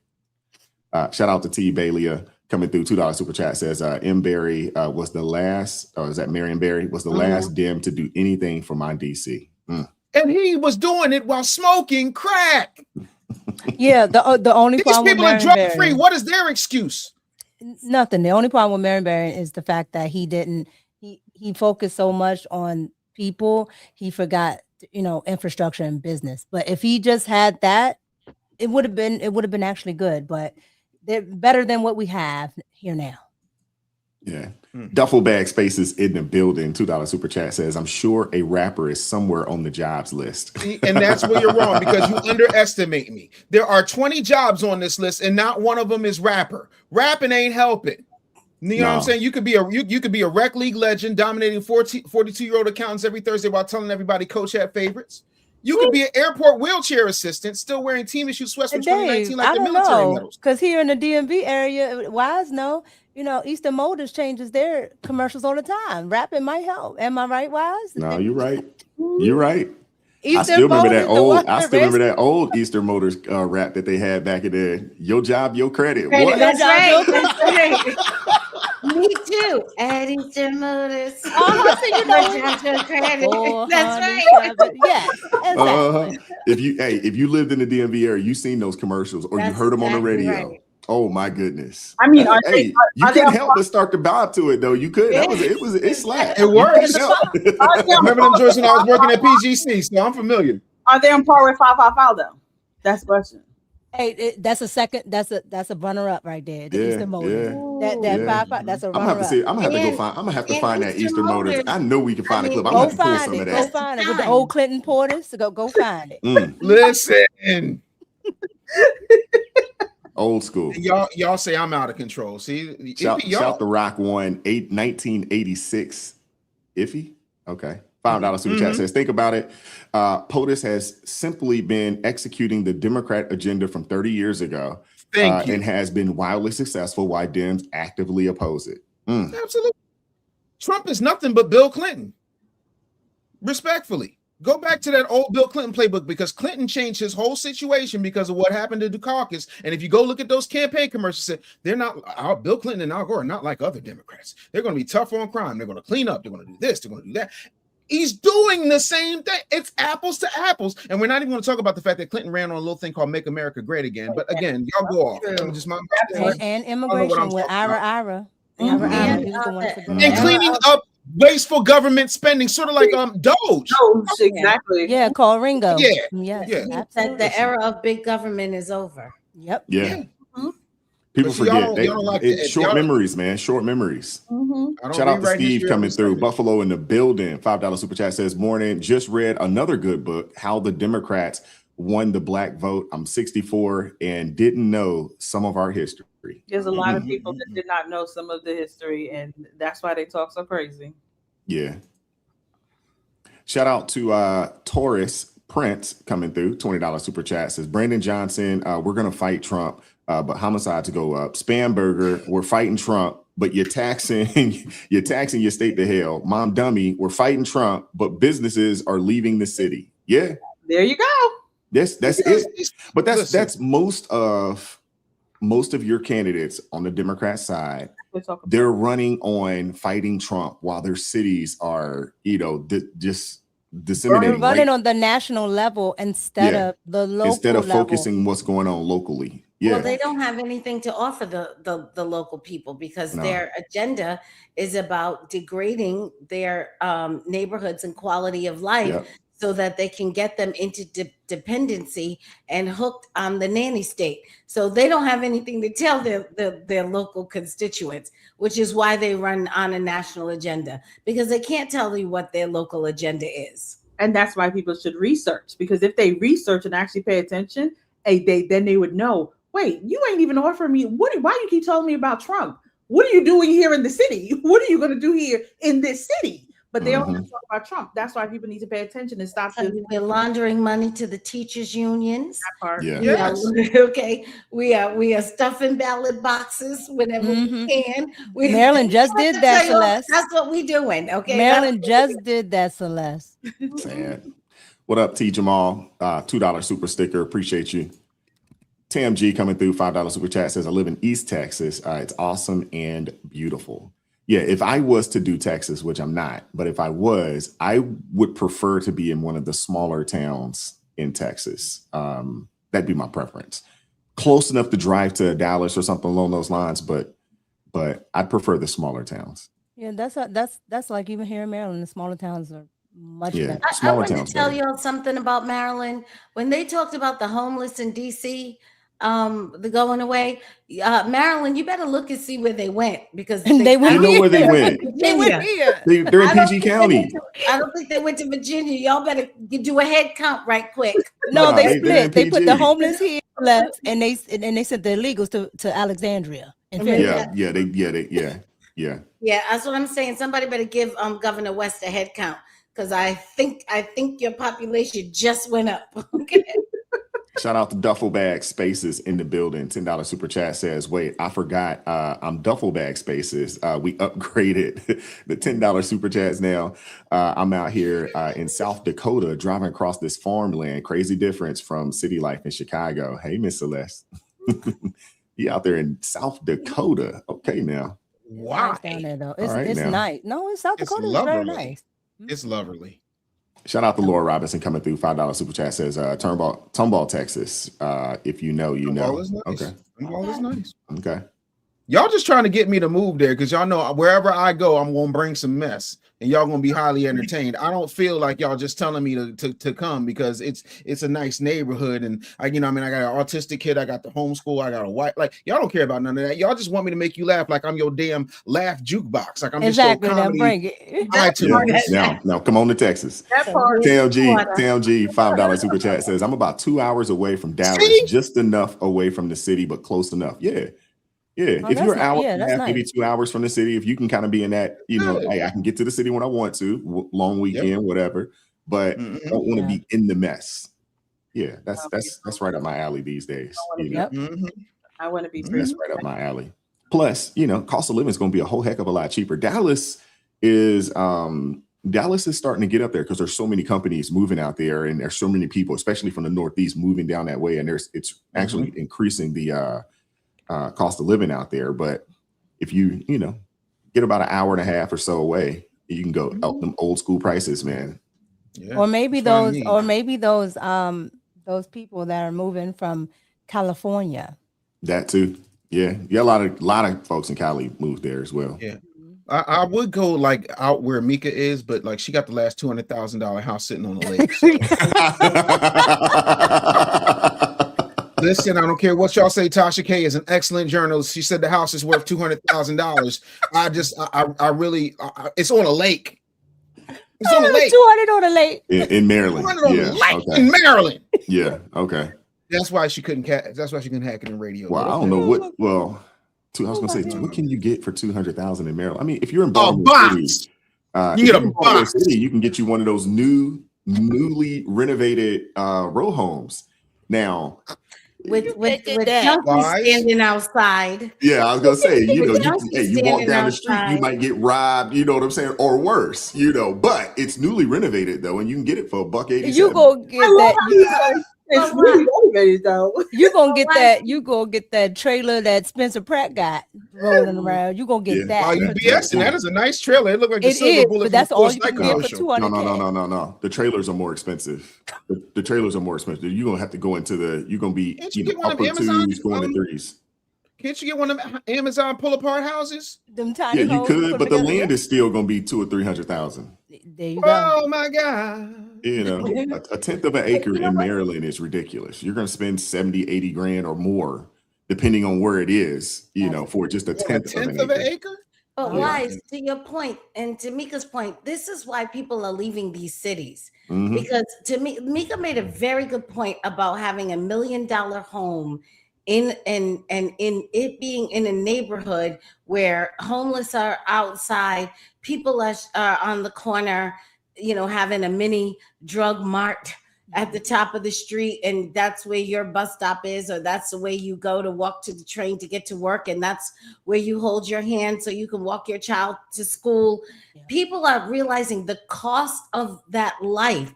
people don't understand. People think, oh, you live in a bad neighborhood.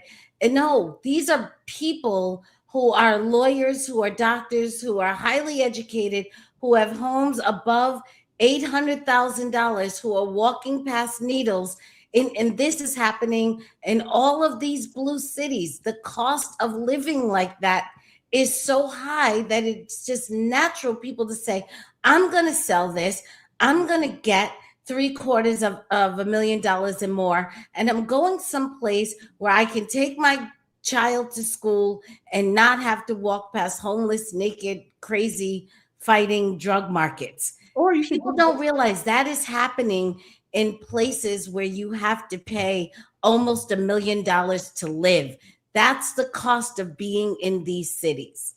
Oh yeah, Absolutely. Well, San Francisco, you go up into Canada. I met some folks in Toronto. Dude told me, his house was 1,500 square feet, $1.2-1.3 million for it. I'm like, are you crazy? He's like, oh yeah, that's just what it is. You have to spend that kind of money. 1,500 square feet. Yeah, You got to go outside to change your mind. Ain't no way. It's no way. 1,500. Yeah, 1,500 square feet. Yeah, No, crazy. don't do that. Shout out to Taurus Prince coming through. $2 super chat says would have named more, but my pockets ain't that fat. Okay. Opposing Countess $2 super chat says San Antonio is great. Also, go Spurs. San Antonio's blue though. It's a blue stronghold in the state of Texas. It's right there with Austin. My cousin lives out there, and it's a blue stronghold out there. Oh, we're not doing Go Spurs right now. Right now, we're going Go Knicks. That's what we're doing. Oh, Lord. That's what we're doing. We're going Go Knicks. I didn't know people were still watching the NBA. I mean, listen, I don't watch the NBA like that. Crystal, somebody in the chat also challenged you. She was like, I bet you couldn't name 4 Knicks players right now. On this team or just in general? On this team. On this team. Yeah. I won't be a bandwagon fan. Hey, she's about to go back 30 years. Patrick Ewing. Because if AT's in the chat, he was John Starks. They made fun of me for they said, what is your favorite team? I said, listen, I haven't been watching it, but my favorite team will always be the New York Knicks. I've never been a fair weather fan. I've been a New York Knicks, a New York Yankees, a Giants girl. I've always been that. And he was like, you would say that you're a Knicks fan? You wouldn't even say like you're a Brooklyn Nets. I was like, I am a Knicks fan. I was then, and I will be one now. I said, it doesn't matter. When everybody else in my house was cheering the Chicago Bulls and they were laughing at me when Michael Jordan would take it, or laughing when Reggie Miller decided he was going to steal our chance of winning, I will never forget those days. Crystal, don't feel bad. I am a Redskin fan. I don't call them Commanders. They were named Redskins. We're going to continue to call them Redskins. And I have never in my lifetime seen them win. See? I'm mad at you for continuing to call You were born last Tuesday. I know, she's a youngin'. Just because it's the East Coast. I don't care. I'm with you, Crystal. Just because it's East Coast. Tam G, $2 super chat says, yep, Dave. I already know I'm your comedy jukebox. It's fine. It's fine. $5 super chat says Midlothian, Texas, where you have land and about 30 to 45 minutes away to downtown Dallas. Small town living, but great down home people. I just pulled them up. They got like 5,000 square feet houses starting at like $395. So yeah, I like the sound of that. Yeah, I can have me a Mika house, just not on the lake. It's just $2 super chat. SA right. San Antonio, but stay out of Austin. It's too gay. Okay. We heard.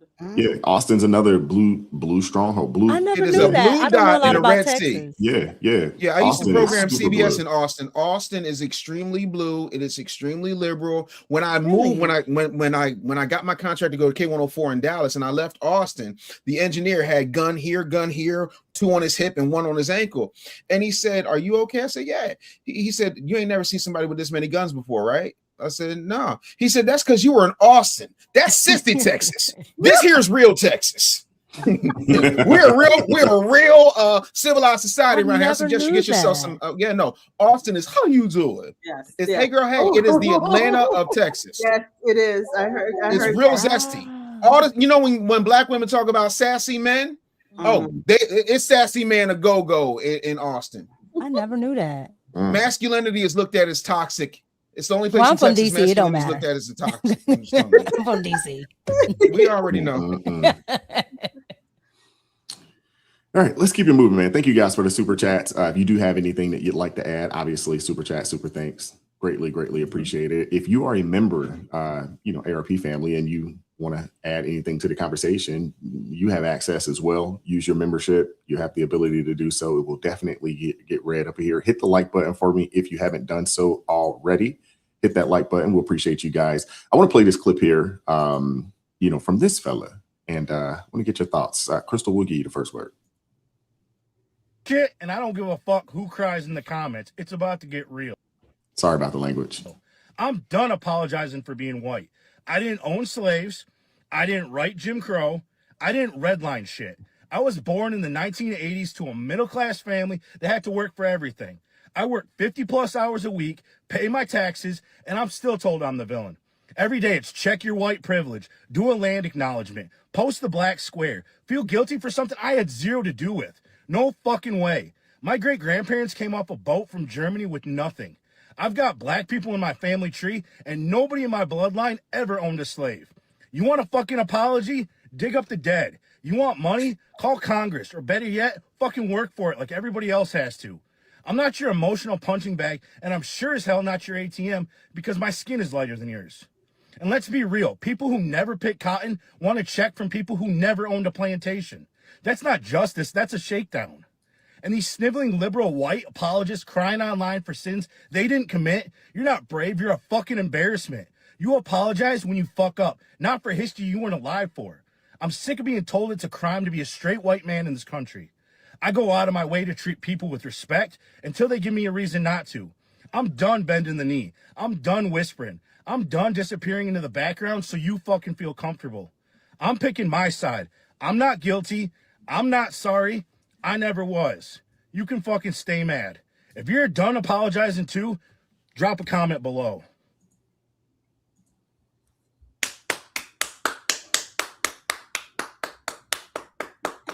I'm sorry, I love him because he's 100% right. I don't understand why they listen. I'm so sick of white people that want to the apologists. I hate those. I remember the lady who got on the Lord's internet and said, when a black woman speaks, you do this. And I was like, what? And all the black women are like, thank you, my white sister. I'm like, are y'all stupid or stupid? Why do y'all like these? You know what? I love it. I'm gonna take it right back to what Wesley Hunt said. Soft bigotry of low expectations. That is what this is all about. And I'm so sick of the white apologists, the white privilege stuff. Wise, we had this video on last year where that man said, privilege is when you could be on government assistance and still wear expensive sneakers, have your cell phone bill paid, and all. That is privilege. Not having to get up and go to work every day to make a living for you and your family. I remember a girl, I told y'all, a girl saying that she would tell her son, her white son, to apologize for his white skin because it's offensive to black people, and black people need to know that you feel sorry about your white skin. And I'm like, why do you think I'm inferior to you? Like, am I less than that? I need you to apologize for how God made you? Why? I don't need that. And I'm sick and tired of it. I'm glad that he said that. And I hope more people move in that manner. I don't want white people to apologize. And that's how God made you. And you are wonderfully made in the image that God made you in. No apologies needed. And black people, you need to stop letting these people pander to you because you end up looking stupid. You end up looking inferior and ignorant when you sit down here, because they're the same white people that apologizes, the same one like Kathy Hochul who says y'all don't know what computers are. Okay? The same white people. And I don't understand how people don't realize that's a form of racism. Just in case y'all didn't know, that's a form of racism right there. When they're thinking like that, when they're speaking like that, that's racist. When people can move and walk and align with you because of the content of your character, your abilities, your merit, that's the way it's supposed to be. So shout out to that man. I don't know who he is. I mean, like AT, I don't care for all the F-bombs, but I support exactly what he said. And y'all better stop acting like y'all were picking cotton yesterday, because ain't none of y'all pick a bale of cotton ever. Thank you. Go ahead, Mika. Yeah, look, before, all of this talk of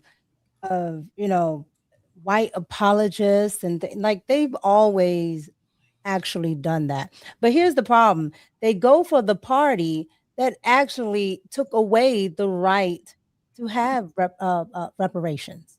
Okay? Because the Republicans gave it to those people. They gave them exactly what they were owed, right? But now you get this group of people that get so far away from that generation, and you get these group of people that dangle that carrot in people's faces because they know the emotion behind it, they know they know the actual history behind it, and they use that as something to not only shame and guilt people that had nothing to do with it, but also put people that may have been descendants of slaves back in their proper place. Oh, guess what? You were a slave. You were a slave. We need to let you know you were a slave. Right. And so you never end up getting out of that perpetual cycle.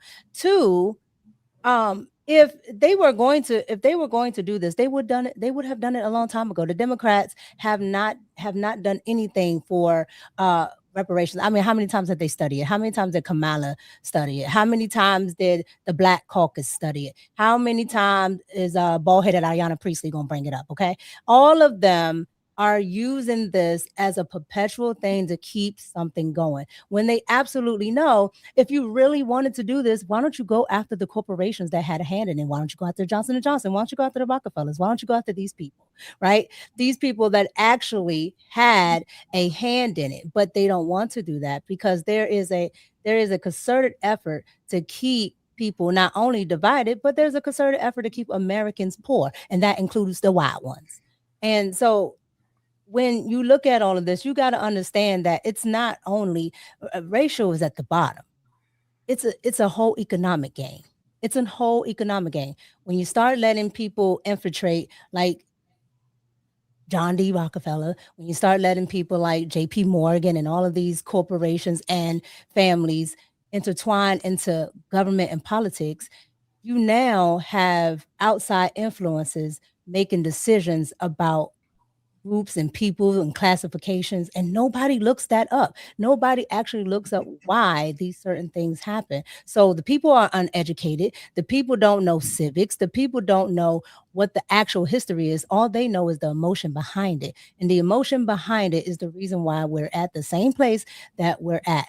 I sit here as a prime example that there are plenty of people, white and Black and Native, that have gotten together and actually made headways. There are plenty of us, but they like to keep us divided. If you actually go and do the history and look at who you really should be looking at, who you really should be getting after, it would involve a lot of the people that you trust in to actually help you to get to that point. So I say all that to say, people really, white and Black, need to start looking at the real enemy instead of turning on each other, because that only keeps us in this perpetual state of classism, racism, poverty, and any other ism they can put in to keep us divided as a country.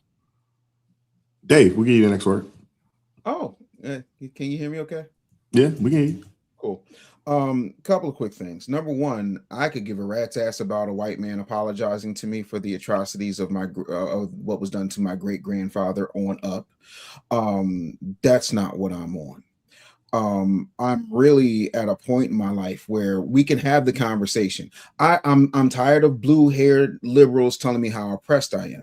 However, that doesn't mean that there's still not things that need to be taken care of. Right, I'm with Mika. There's a lot of corporations that need to cut the check. I don't need your I don't need your tears. I don't need your guilt. Even if we took slavery off the table, I'm not. But even if we took slavery off the table, we could do Jim Crow, we can do redlining, we could do grandfather clauses, we can do poll taxes, we can do what hell Wells Fargo is still doing to this day, devaluing Black homes based on the fact that there's Black people there. But when you put white people in the same home, they all of a sudden raise the appraisal value. So there's plenty that happens that are uniquely discriminatory towards foundational Black Americans, but this is not a situation where it's a race-based giveaway and the whole, well, I didn't pay for this, I didn't pay for that. You didn't have a damn thing to do with Notre Dame, but somehow you paid to fix that. You didn't have a damn thing to do with Afghanistan, but you paid to fix that. You didn't have a damn thing to do with Vietnam, but you fixed that. Like, there's all of these things. To this day, we don't have a damn thing to do with the small hats across the world that seem to be pulling strings, but yet and still, we keep paying for everything. America pays for everybody else. Banks fail. Didn't Obama rescue them? Yeah. Airlines fail. Didn't Obama rescue them? Foreign countries need the money. We find it. Farmers need subsidies, especially if they happen to be palm colored. We find it. Corporations need protection. We find it. But when descendants of slaves ask for repair for the damages that were done for those atrocities and the atrocities that still affect us when it comes to, I don't know, a thing called the wealth gap, which doesn't necessarily apply to me, obviously, but on average, there's about a $220,000 wealth gap between people who look like me and people who look like the pleasantly plump gentleman who does not want to apologize anymore. Everybody all of a sudden gets offended when repair comes up, like we're asking for a calculator from Dollar Tree.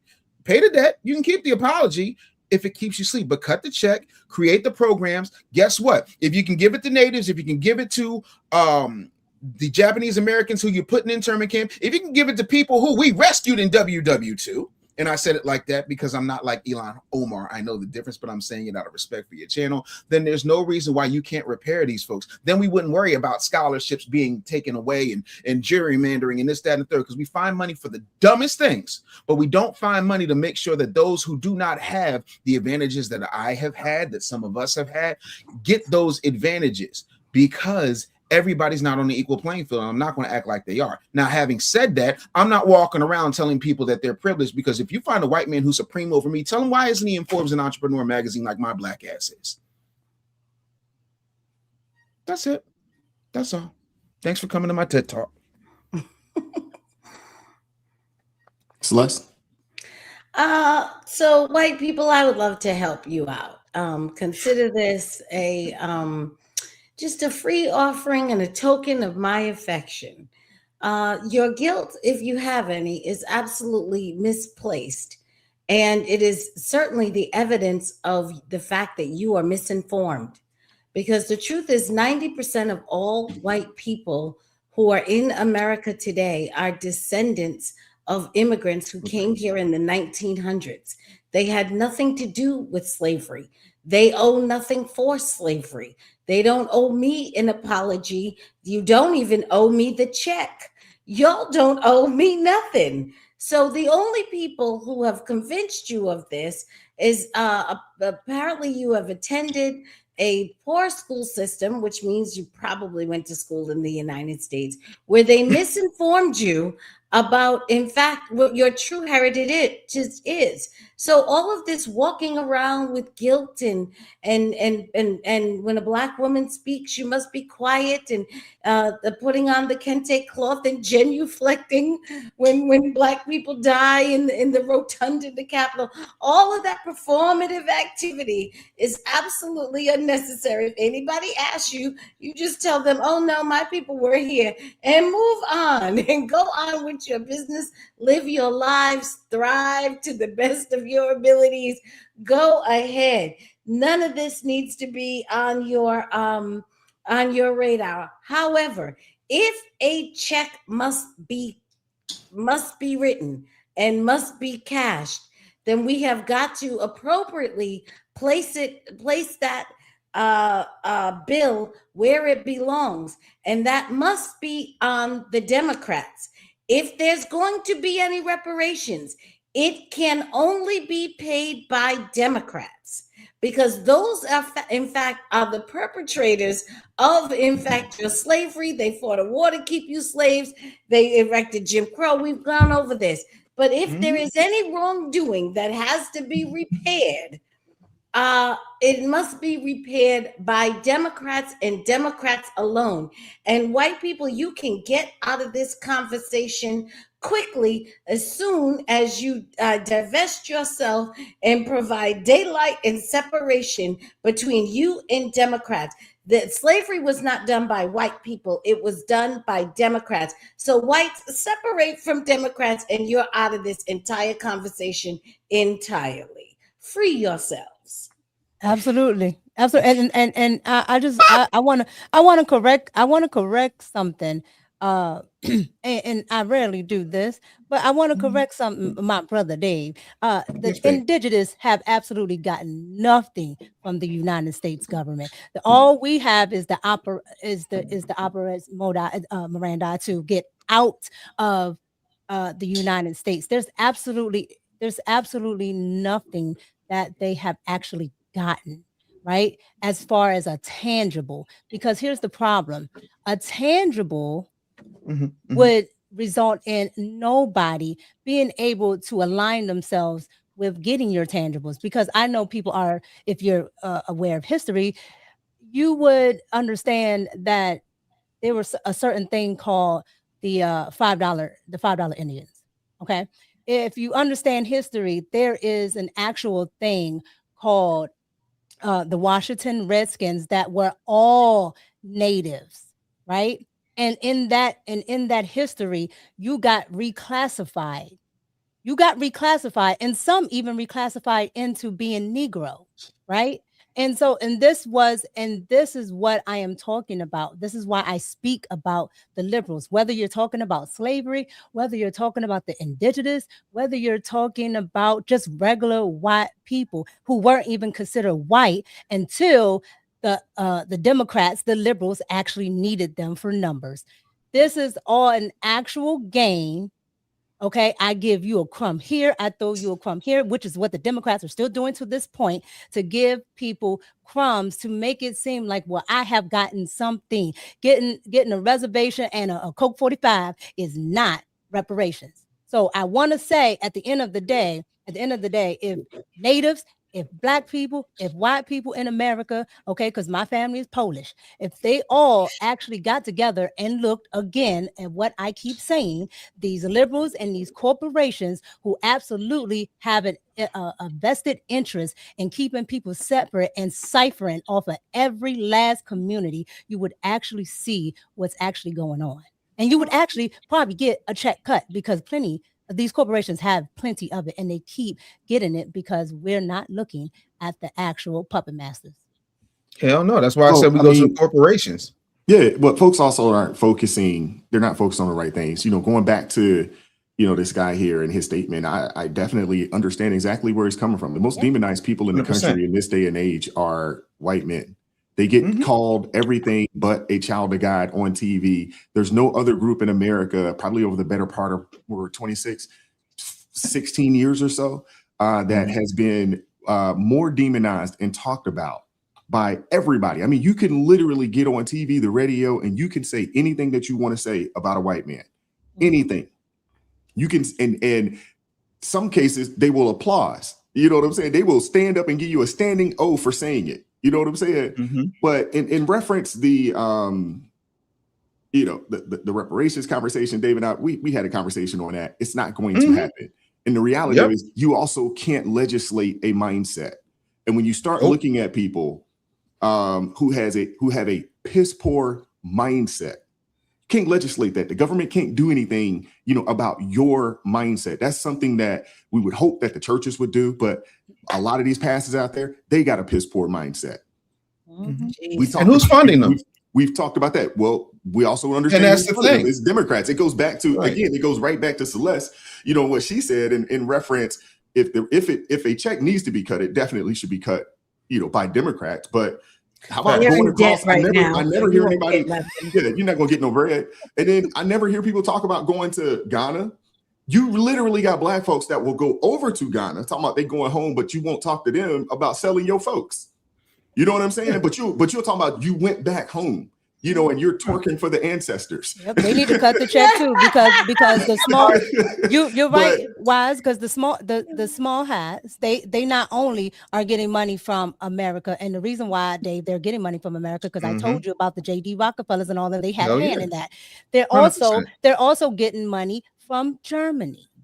Yep. So guess what? When West Africa pay up right along with all day. everybody else. I mean, and I get it. You know, there's a lot of money to be made, you know, in this industry. I get it. There's a lot, you know, but I also understand, you know, you have more and more, you know, white men. I don't know about white women as much, but you have more and more white men just coming out and saying, you know what, we tired of it.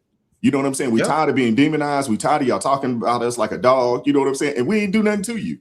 And built the country. Can we say thank you? Okay, because God knows you did a wonderful job. Okay, can we say that? I'm sorry, I don't have any problem saying it. Listen, not only have they been demonized, and that's why they've been demonized, because they want them to be pushed back and to be marginalized so that they can keep chaos and disorder, because their agenda flourishes in chaos and disorder. And I have said this on this channel before. If you want to get rid of all of this Marxism and all of this disorder and chaos happening in the Black and every other community in this country, the only thing that has to happen is white men and Black men have to unite. Don't worry about the women. Y'all go ahead and unite. You have a platform in which to do it, because there's not much difference between white men and Black men. Both of you all generally want the same things. So as soon as that happens, the jig is up. We're all waiting, and we'll get AOC to pour you some lemonade when you're finished with the stomach. I'm not drinking that. I'm not drinking that. You know what's so crazy? A bottle of water. The funny part is exactly what Mika said. A majority of the people, especially right now, the midterms is going on, and you see bald-headed Presley made her way up to say we're about to start discussing reparations again. At this point, y'all have to. At what point do you say stop playing in my face? Exactly. But at the same time, you have because enough it people strikes out here. the emotional wise, Yes. and that's what Yes. I'm saying. If you get Right. off the emotional and look at the business, The okay, you want to logical. keep talking to me about this reparations. Well, it's not the average white person who is absolutely not only maybe have a wealth gap when they have money, but they're also poor when they don't have money. They really right? are. So who is funding this whole operation? That's where you need to go. But I guarantee you, Ayanna Priestley won't tell you. No, her smooth brain ain't gonna tell you that those operations. Hold on, she's sitting down there arguing with that one lady who says reparations need to go to the illegal immigrants. You forgot Jaya, whatever her name is, the other one. The second Miss Curry. Yes. Yeah. That it needs to go to illegal immigrants. So there you go. This is why, you know, a lot of Black Americans got mad at me, and I was like, why y'all mad at me? I was just telling y'all can't. At the end of the day, your reparations went with the illegal immigrants, and the party that you supported gave it away to them. The amount of money they gave to illegal immigrants, let's be serious. The amount of money they gave away, these people were set up in 5-star hotel. Money, as Celeste says, money was being funneled all over the place. And so at the end of the day, y'all are, I'm gonna say it again, y'all could be in your feelings, because I know Instagram is watching right now. Y'all support your oppressor. But you know what? Crystal? At the end of the day, it's what James Brown said. James Brown said, I don't need you to give me a handout. That part. I need you to open the door. I walk in myself. Yeah, but the door is open now. And that's the problem. And that's what I don't understand. The door is open. You got communities right now, honestly, you know, I mean, you see them in Baltimore, like buy the block, and you can buy them for $1,000. $1. You can, and some of them $1. Yeah, yes, you can do this. It can be done, but again, it just goes back to yeah. I mean, there's so many different things, but Here's the thing. you can't legislate mindset. So the reality of it is this: Black folks have money in America. You know, I mean, most people in America have money. Even the poorest is still considered wealthy on the world stage. Even the poorest amongst us. But when you make money and you spend it the way you spend it, Mika talked about this last week. Black women have a net worth of $5 or something crazy like that. It's not because they're not making money. It's because we got spending problems. And the reality of it is, it's really an American issue. Americans have spending problems. Yes. We love credit. We covet foolishness, and we overdo it. And we spend entirely too much money. And when you look at prior to 65 and the wealth gap was decreasing, and then it has, just exacerbated since the 60s, that's not a slavery issue. That's not a, you know what I'm saying? It's not a slavery Jim Crow issue. It really isn't. It's a mindset issue. It's a heart issue. And now you look at us today, no one can say anything. Anytime somebody tries to correct, even you, Dave, will get just destroyed for trying to give some constructive criticism of a better way to live your life. Yeah, because and that's why the thing of it is there's no money in actually solving the problem. There's only money in talking about somebody needs to do something for us, when in all actuality, you should be doing it yourself. It's a cultural problem, and you can't legislate changing people's culture, and you can't legislate improving people's mindsets. You can't do it. No, you can't. But you know what you can do? You can legislate mass indoctrination. And that's what no one likes to talk about, because the Pentagon has made, hear me out. The Pentagon has made a crap ton of money putting out certain movies that are pro-America and anti-certain things. We have a society that gives kickbacks to certain politicians, mostly Democrats, some Republican, but mostly Democrats, to put a certain message out there. So that, for example, when a buddy of mine bought 10 acres in Nashville, Tennessee, and we were walking his property, the neighbor came by and said, "Hey, which one of you play? But what position do you guys play for in the Titans?" And my homeboy, who is more famous for writing songs for people like NDRE, said, "Blank, I make beats." Because that's the mentality. We're either athletes or we're rappers or we're gangsters. Then this over sexualization of our women, all of that is controlled by Hollywood. Hollywood kicks back to the government. The government lets Hollywood get certain tax abatements. So you can't legislate a mindset, but you damn sure can control the way that the indoctrination has taken over. So it's not as easy as you and I have it, whereas though we were raised a certain way, we have certain experiences. That stuff in mass, and I say this all the time, 95% of Americans, whether they are black, white, red, or green, are stupid on purpose, because that is the design. Because an educated electorate is an electorate that would not let most of this stuff stand. We would be more like Jeffersonians than we would be Republicans or conservatives. We would let this country run with the red stuff that comes out of your body if we were educated enough to know what they were doing. So you can't legislate a mindset or a culture, but you can talk about the damage that was done to it by people who profit from our ignorance. And I'm not going to act like that's not a thing. You get no argument from me on that, Dave. You get no pushback, no argument on me from that. But when I look at the opportunities that do exist today for Americans, when I look at the opportunities that do exist, and then you go and you say, well, Black folks aren't getting SBA loans. And then you go look at the credit scores of the average Black person. It's well below what it should be. And you look at, they're not. What? Can't do that. Why? Because here's why. When you look at the people who qualify for SBA loans, who look like me and have my background, because you still have to check racial boxes. If you had apples to apples, it's just like with prison. If I commit a crime that involves white powder and somebody else commits a crime that involves white powder, the person who's palm colored is going to get less time. If I qualify for SBA loans, and I qualify for several, I still am not as likely as anybody else to get that loan statistically, and it has very little to do with credit score. Because the people who don't have the credit score are not the ones who are applying by and large, because you already know those standards when you apply. But don't we already know that's optional? Certainly. That you don't have to put that. I don't understand why any of you actually put white, black, or anything. That is an optional point. Well, I'm not taking a government loan any way you slice it, because I know better. I understand that. But what I'm saying is, and I was also, you go down through the different programs, FHA loans, things of that nature, which, home ownership obviously is the number one way that people generate wealth, here in our country. It's always been the case. Land ownership, home ownership. Absolutely. Those opportunities exist. But as many conversations as you hear about a reparation check, that is never going to happen. It's never going to happen. It's never going to happen. We've talked about this a multitude of times. It's never going to happen.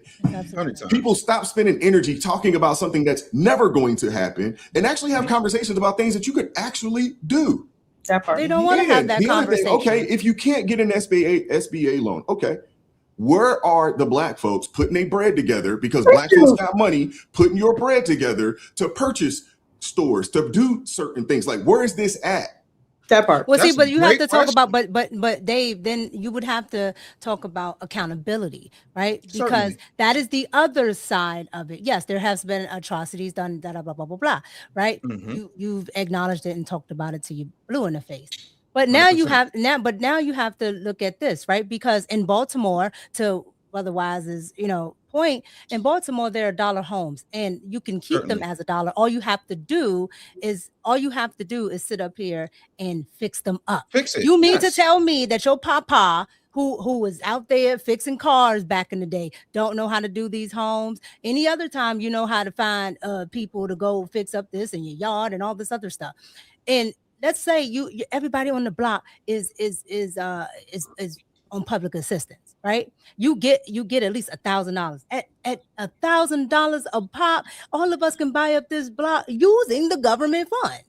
So I'm just saying, even if you're dirt poor, that's still an option. That's still an option. But again, when you go and tell people that these are options, they don't want to do it. They don't want to do it. They don't want to get up and say, okay, yeah, let's all do this. But then the white liberals come in, and when they come in and take advantage of it, now it's gentrification. Yes. When they did the exact same thing. And some of them, and if you look at them in these communities, they have the spending power. They have the actual money to get it done. They just don't do it because they're too busy being brainwashed and listening to the white liberals that go and buy up those same exact homes, and then they're sitting around saying, "Oh, white people are gentrified." And no, the same white people that you vote for are doing this. Yeah. I mean, it's a waste of time conversation. The same folks sitting around talking about sports and all this other kind of stuff that ain't gonna do nothing for you. I mean, it's another time wasting conversation that people continue to have.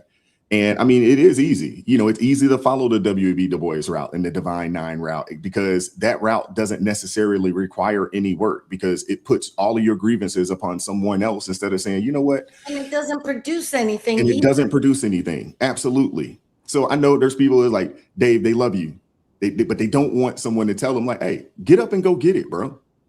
Listen. And quit waiting and quit having conversations about something that ain't going to happen. You wasting your time. All I'm going to say is if you're telling me that for lack of a better word, because you can't read. So if an ignorant person right out of slavery that can't read, that can't do all of these things, can take what skills they have and go make this happen, when it's real racism, when it's really involving, you may get hung on a tree, you may get this, that, and the third. When you actually are facing something actually real, you don't have no capital, ain't no credit, none of this stuff. You are telling me that people in the time of where you can sit around and make a song that's not even your voice. You are telling me that people in a time where you got information right here, that they can't figure it out. You have to be the dumbest. You would have to be the dumbest. And I don't think black people are that dumb. I really don't. So I'll say this. I'm agreeing with you 100%. I think the problem comes for a lot of people when we are looking for some fairness. And the fact of the matter is it's going to be extremely difficult to find. Obviously, it's not going to be able to be legislated. You cannot codify it. And it's going to be difficult to find because there are too many individual choices that come into play. We have a wealth gap. Yes. We also are the people that go into lowest paying fields, even on purpose, even when we go to college, even when we're borrowing large amounts of money. We borrow large amounts of money to go into fields that are least likely to pay us large amounts of money. I mean, there's too many individual variables to explain, and most of those variables depend on our decision making. There's very little systemic impact on Black people. Most of what's happening to Black people is happening post 1965, and it's happening based on our own decision making, which is why the best thing Black people can do is like what anybody else with self-respect and dignity does, which is fix the things that they have control over in their own lives. You can pick what you want to study.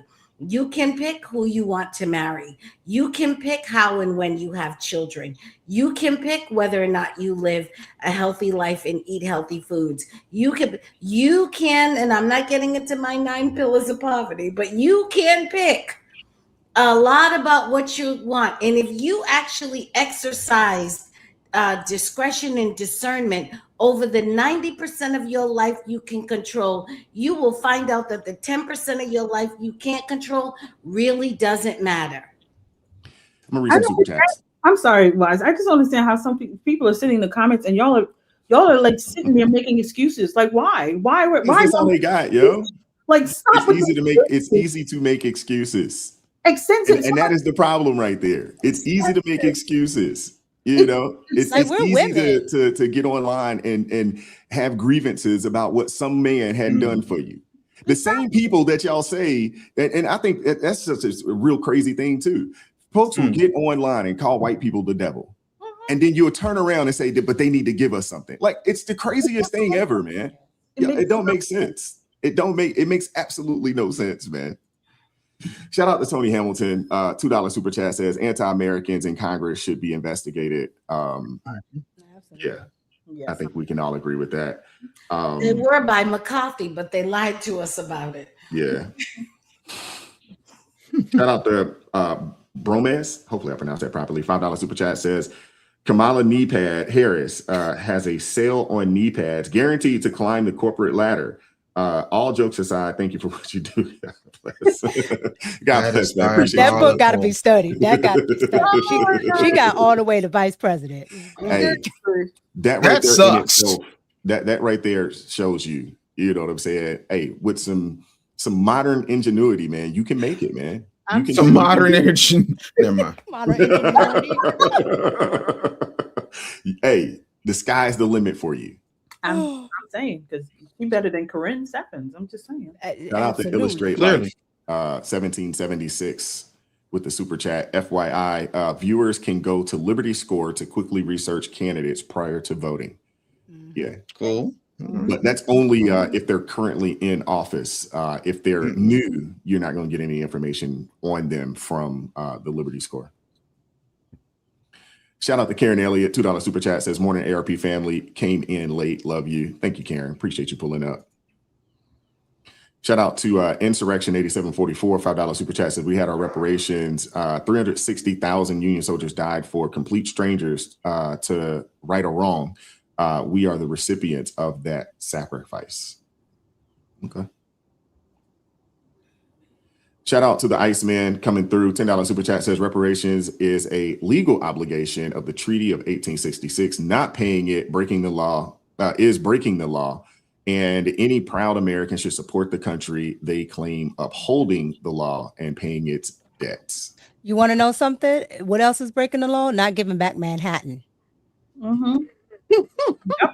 Yep. Very true. Manhattan was supposed to be given back a long time ago. Okay, you wouldn't be living in Brooklyn right now. There would be no Bedford-Stuy. There would be no Queens, no downtown. There would be none of that. In the goalpost movie, does that have to do with what I'm telling you is they break a lot of laws. We're not supposed to be paying income tax right now. You will probably have a lot more money in your pocket. Okay, that is breaking the law. That is breaking the Constitution. What I'm telling you is you keep voting these dumb people in, they will keep on breaking the law because they're doing it. They did it in Virginia. Okay, just little things. They've been doing it. What I'm telling you is it doesn't matter if it's 1800 to now. They're going to continue doing it. And if you keep voting these same people in, it's not going to change. I don't care what treaty you're talking about. Danielle Manning coming through. Danielle Manning, $2 super chat says, I'm telling you, bubble wrap her. She's talking about Celeste. Bubble wrap Celeste, man. Danielle Manning, $5 super chat says, Sister Celeste is a cheat code in this game of chess, not checkers. Oh, Celeste, you got fans out here these days. That's what I'm talking about. That's what I'm talking about. Hey, you don't need but one. That's it. Taurus Prince, $5 super chat says, Dave, how come you didn't produce the Democratic album? They had 4 or 5 singles last year. The Democrats can't afford me, and then any song I would make would be a hit. And let's face it, you got to get on the NGO, Dave. You got to become Dave Edison NGO. They would be able to afford you. They got you. They got you. Shout out to Steve Edminster coming through. $10 super chat says the Democrats want reparations for the people they say they care about because they can smile when they raise and collect the extra money. Listen, that's wild. F you too. $5 super chat says, did Celeste really thank the white man for building America? Where's her family from? I did. And from what I know, we are from the slavery. I can tell you the plantation in Georgia that we have traced it back from. I could tell you my mother's grandmother was born 8 years after slavery and ran around on a plantation and ate out of a pig trough. So I have my feet firmly planted in the United States. And listen, we have to be honest and grown up here. At that time, when we were maybe 8% of the population, we were not building the country. 8% of no population builds the country. That does not mean we did not help. That does not mean we don't have a wonderful history. I do personally, and as part of the Black collective, I also do. But you didn't build the country at 8%. Sorry. Well, I'm inclined to disagree because President Trump said Black people built this country. He said we didn't do it by ourselves, but we did a hell of a job. Well, that's what he meant. But that's what he meant, the acknowledgement. Acknowledgement.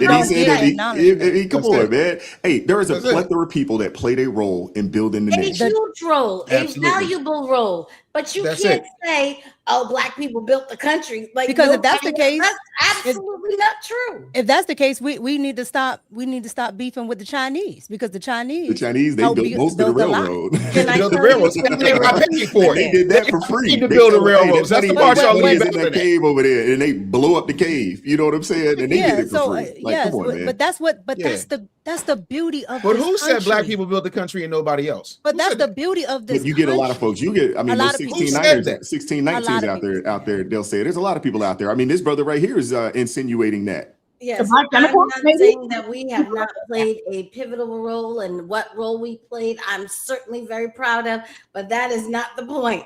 The point is you cannot say Black people built the country. You can say what you can say is that Black people made this country a superpower damn near overnight through free African labor. Period, point blank. We can argue the all right, so hold on, wait a second. Now you could say we didn't really become a superpower until the Industrial Revolution. So I'm not saying that the capitalism from the agrarian South didn't fund a lot of that Industrial Revolution, but what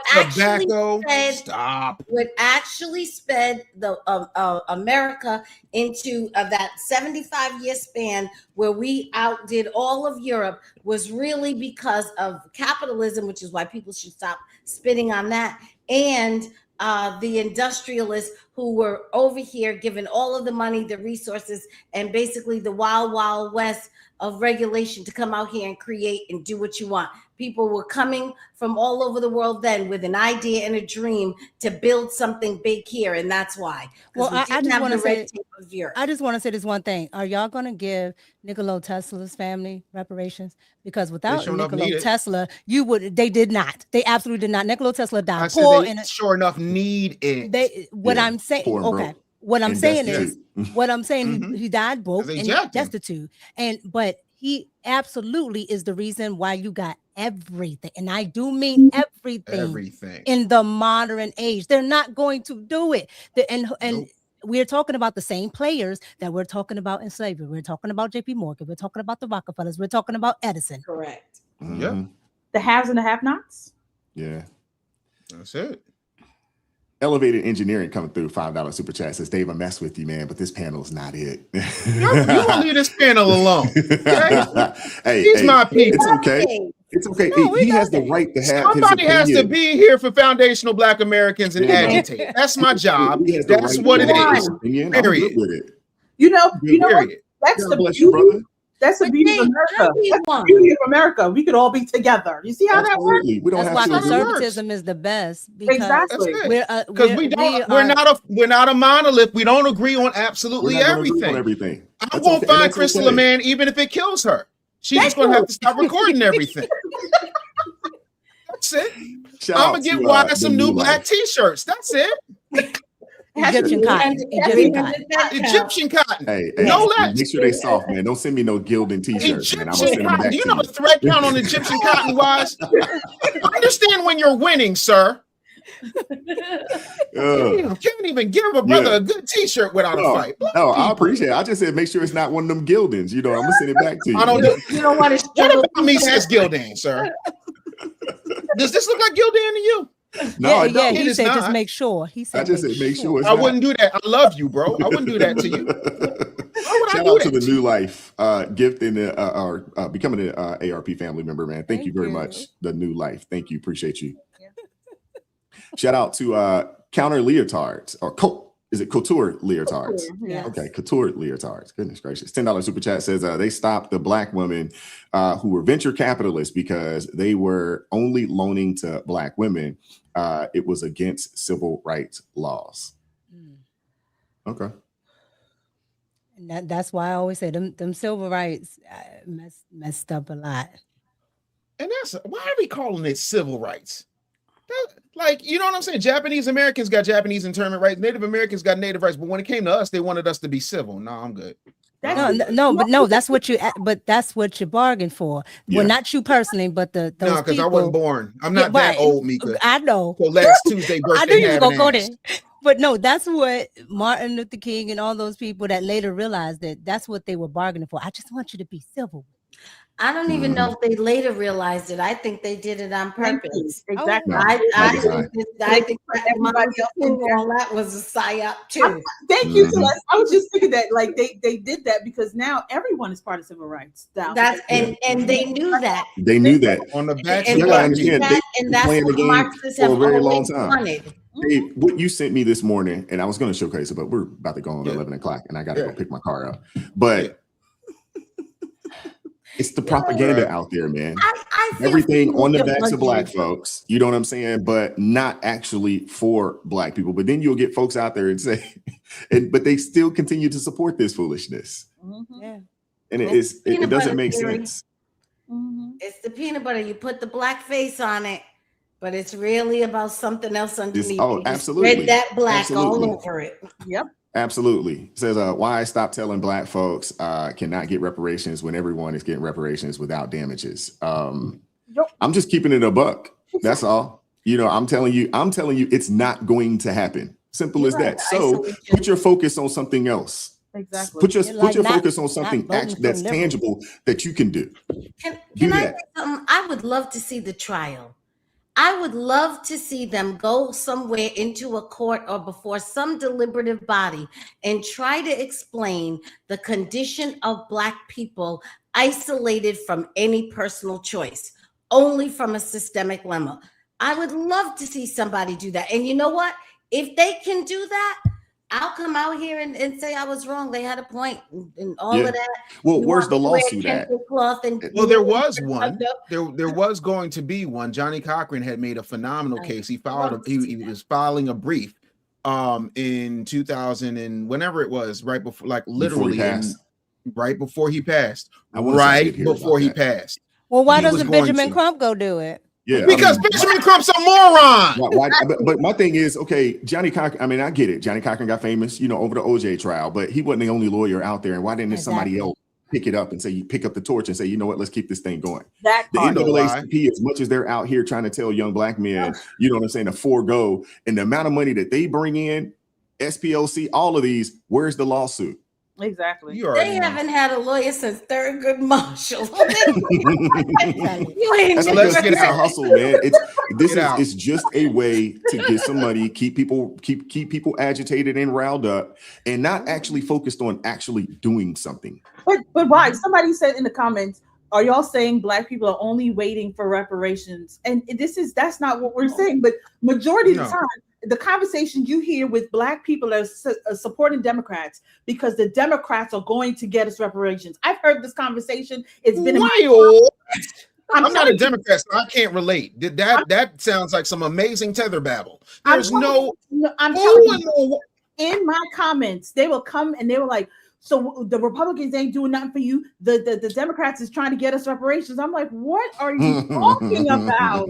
Why would you expect Republicans to do? I'm not even trying to be funny, but respectfully, why would you expect Republicans to do something for you when 90% of the time your big back asses are voting for Democrats without asking for anything? We live in a constitutional republic. We have representatives in all branches of government because it would be crazy to have 300, 400 million people trying to govern. So we elect people to represent us, to get us things, and then you wonder why the hood is messed up.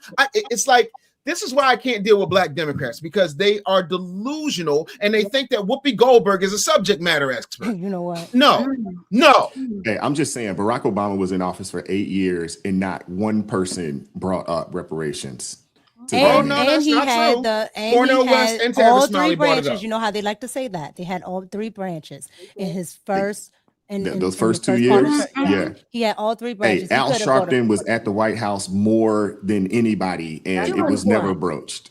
So what was he doing over there? Yeah, I have no idea. But he was and grinning. That's all he's good for. And getting trying to find out if he can get a government subsidy for his perm. That's it. What the hell you expect? Al Sharpton? Who look at him as a leader? Shout out to DBS Move, or is that DB Smooth? It might be DB Smooth. Okay. DB Smooth, $5 super chat says, let's buy the systems they use to keep us in chains. We can't stop crime, but we can own the prison. We got to relearn to circulate Black dollars. Okay. Dr. Claude Anderson talks about that. Dr. Claude Anderson. Can we go backwards for a second, please? Buying the prison. Absolutely. I understand y'all.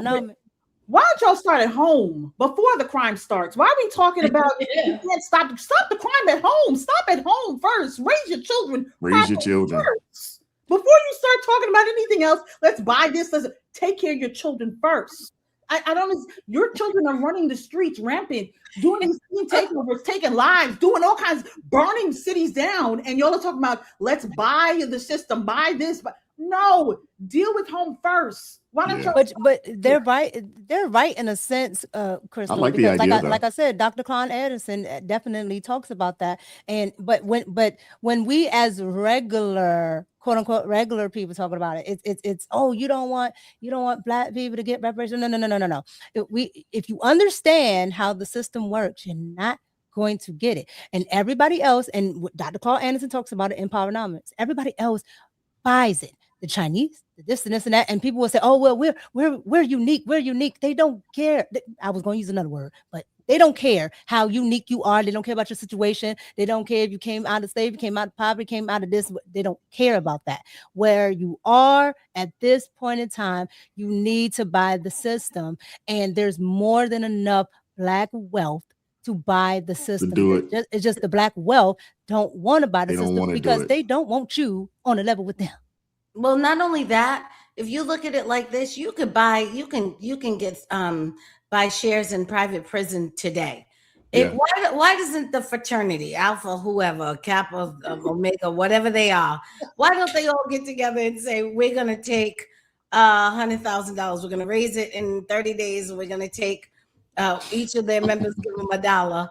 And we're gonna, because they'd rather dance around like monkeys, like Roland Martin does. They're absolutely useless. They're talented 10th ass Negroes. But to Crystal's point, the majority of Black people, I don't give a damn what the media says. The majority of Black people are taking care of their kids. It is a small minority who are acting up. That to me is like just when I told Charlie Kirk, RIP, that it's ridiculous to say that 13% of America is committing 50% of the crime. Because when you say that, you're saying 100% of Black people are committing 100% of the crime. Yeah, it's probably that's 1%. Not the truth. You know, it's literally 1% of us, but it's so loud and it's so platformed that it looks like the rest of us. How many people you rob, Crystal? And it's so violent. But why? How many people you shoot? But it's not how many that kids you got running around in the street? Well, I'm glad you went there, you know, and you went there, because I don't want to talk about my past. But it's not that day though. Oh, I agree with you, Dave. I'm just saying people say we can't stop the crime, but the thing is, stop saying you can't stop the crime. Deal with your kids at home first. And this wasn't just to Black people. This is just across the board. Deal with your children at home, because you can stop the crime. Train your children better. But it's not you can even do any both. of that. It's just the fact that I can tell you what it is. It's the fact that other Black people won't call it out. I look again.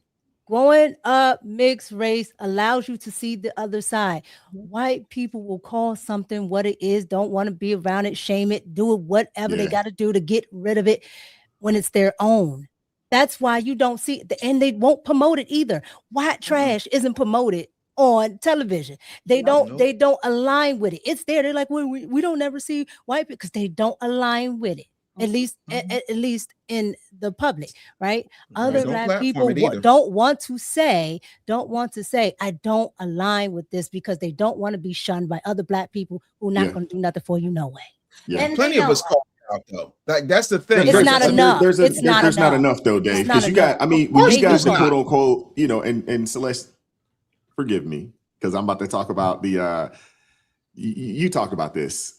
When you have what's considered, you know, the upper echelon still supporting foolery, you know, like the Divine Nine types, and, you know, they had Trick Daddy and all them, but they have the education, but they're still, you know, low vibrational, low quality individuals. Stupid. You know what I'm saying? Absolutely. I'm trying to be polite here, Dave. Okay, you can be polite.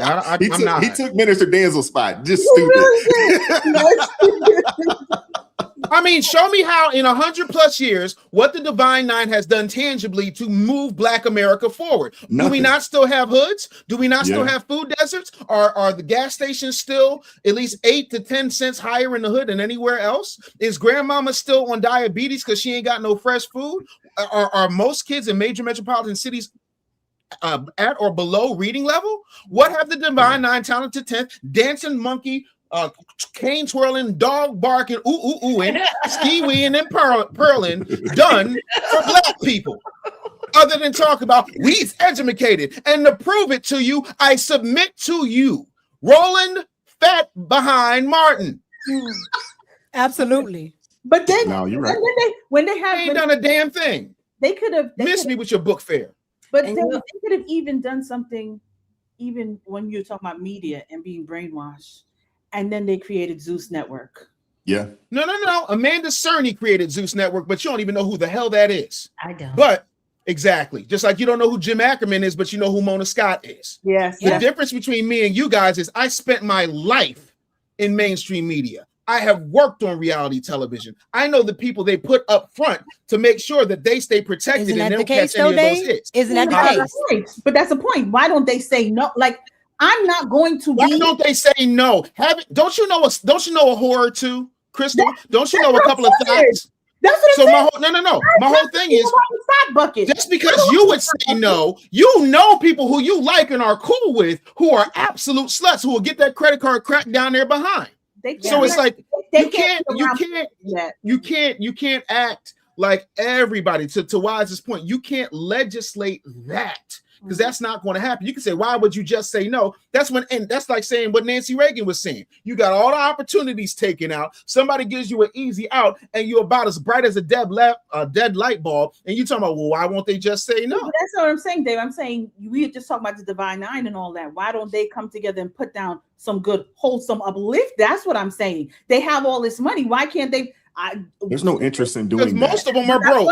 And there's no interest in doing it. Because it's pomp and circumstance. When have the blue bloods or the elites ever done anything for the masses? When? No, that's never. my point. And they don't have any interest in doing that. Saying. You know, and I mean, if you think about it, W.E. Du Bois, the Divine Nine, the Talented 10th, the goal wasn't to actually uplift Black folks. That was never the goal. No, it was to look good in front of white folks and be light skinned and act the ape. It was to keep the same people who have been in power in check. Because during Reconstruction was a period in time where Black people had actual wealth. And how do you check wealth? How do you check it? You have to take it away. Yeah, exactly. Or diminish it. Well, Go ahead. Let me read the super chat. Faith M, $10 super chat says, agree, Brother Rise. I had the same convo with a friend yesterday about reparations. I told him it's like in vogue, never going to get it. He said there are states allotting it. Woo, woo, woo, woo. You mean like California? Yeah. TMG, $5 super chat says, I love you, Celeste and Crystal as well. I love the panel. Y'all are awesome. Godspeed. Thank you, TMG. Thank you, Dr. Tam. Doctor, you know what? I'm gonna give her that. Dr. Tam, thank you. Tars Prince, She's a doctor today. coming through, $10 super chat says, I wanted to get my family together and tell them we should open a bank account, and every week we would put $100 in it, $100 each, and then buy land, farm to farm, or open a business. That's a great idea. That's a great idea. You know, one of the things that you should be doing, honestly, you know, is when you first, you know, Trump implemented the Trump accounts, but you should have been already been doing this. Yep. As soon as your child is born, everybody gives them money, birthdays, Christmas, all these types of things. Just take half of that bread, start putting that in the account. And then when you get paid, you take $50 and you put that in the account and you invest, so forth and so on. By the time your kid's 18, they're not going to have to go to college because you're going to have, you know, $15, $20, $25, $30,000 to give to them to start their own business, man, and get things popping the right way. But you want to know something? You could do that. People, I say this all the time. A lot of people don't even look at the other things that they could. Okay, you can't do this, can't do that. What about the life insurances? What That about? too. Amen. Say that all the time. There's so many ways you can roll this stuff over and give wealth, even when you don't got it. Yeah, just the life insurance. Somebody said that if you want to stop the crime in the hood, start putting life insurance on all the youngins. Everybody. Yep. Can I say something? And guess what? They'll figure out a way to go in there and clean it up because the insurance companies do not want to have to pay it out. They would invest the money in those communities to stop it. Here's the problem, because I tried to do that. You have to prove, because I tried to get life insurance on rappers. I was like, well, since they're going to go out, somebody got to be paid. Why not me? And I called around about that, and I was told the reason that I could not get life insurance is because I could not prove loss of income if, in fact, that person dies. So you have to do it with someone who's in either a business or a familiar relationship where you can prove an actual harm if they die. But we should now, that's what we should be pushing for a law for. Let anybody be able to take out, because if I see you living out here wild, why can't I? Well, if you're in a project building, all of us are in a project building. I know it's a high chance because of where we live. You're not coming back home. You got insurance on my kid. I got insurance on your kid. It just blows my mind that you don't take much, especially you start putting it on the young kids, 16 to, you know, maybe 12, 13, you're talking about $20 a month or so. You know what I'm saying? On a policy that could, you know, yield you $50,000, $100,000. You know what I'm saying? Start putting, I promise you, they start putting life insurances, you know, policies on all these. No. They will clean the neighborhoods themselves. They'll come through and say, nah, we got to tighten this up, man. Absolutely. You know, the stupid chat with the family putting the money together. That's one thing I used to see in when I used to work in a bank was a lot of the migrants. I don't know if they were legal or illegal. Probably legal. I don't know, but they would come in and they would all live in one house and they would have this joint bank account and they would build that bank account up so high so they could start a business and then buy property and then buy another property, and they would be until they all can get into their own homes. And I was just like, geez, these people. Oh no, we talk about that. You know, we talk about people like that. Man, look at all them, and there 10 people in a home. And like, that's what we should have been doing. That we were doing that. Yes, and that's why they wanted the separation. Everybody understands that you pile up people in your home. You have a regular home. You just pile them up in your home because money going outside the home versus flowing inside the home. Yeah. And I'm just going to say this last thing. Invest in water. I like the sound of that. How many R's in water? No, a bunch of them. Invest in that, because I'm telling you right now, it's just like, you know, when they was doing Bitcoin and all that. with all of these, the Democrats got y'all talking about, oh, the energy, and they're leaving our communities dirty and this and that. Okay, they want you to invest in the energy, invest in the water, because the water is going to become a commodity. They're going to start regulating that water, and if you get in it, you get on it right now, I guarantee you, when all these data centers are finished, because right now they're getting off on all these tax breaks on all these areas, and pushing the energy onto the people.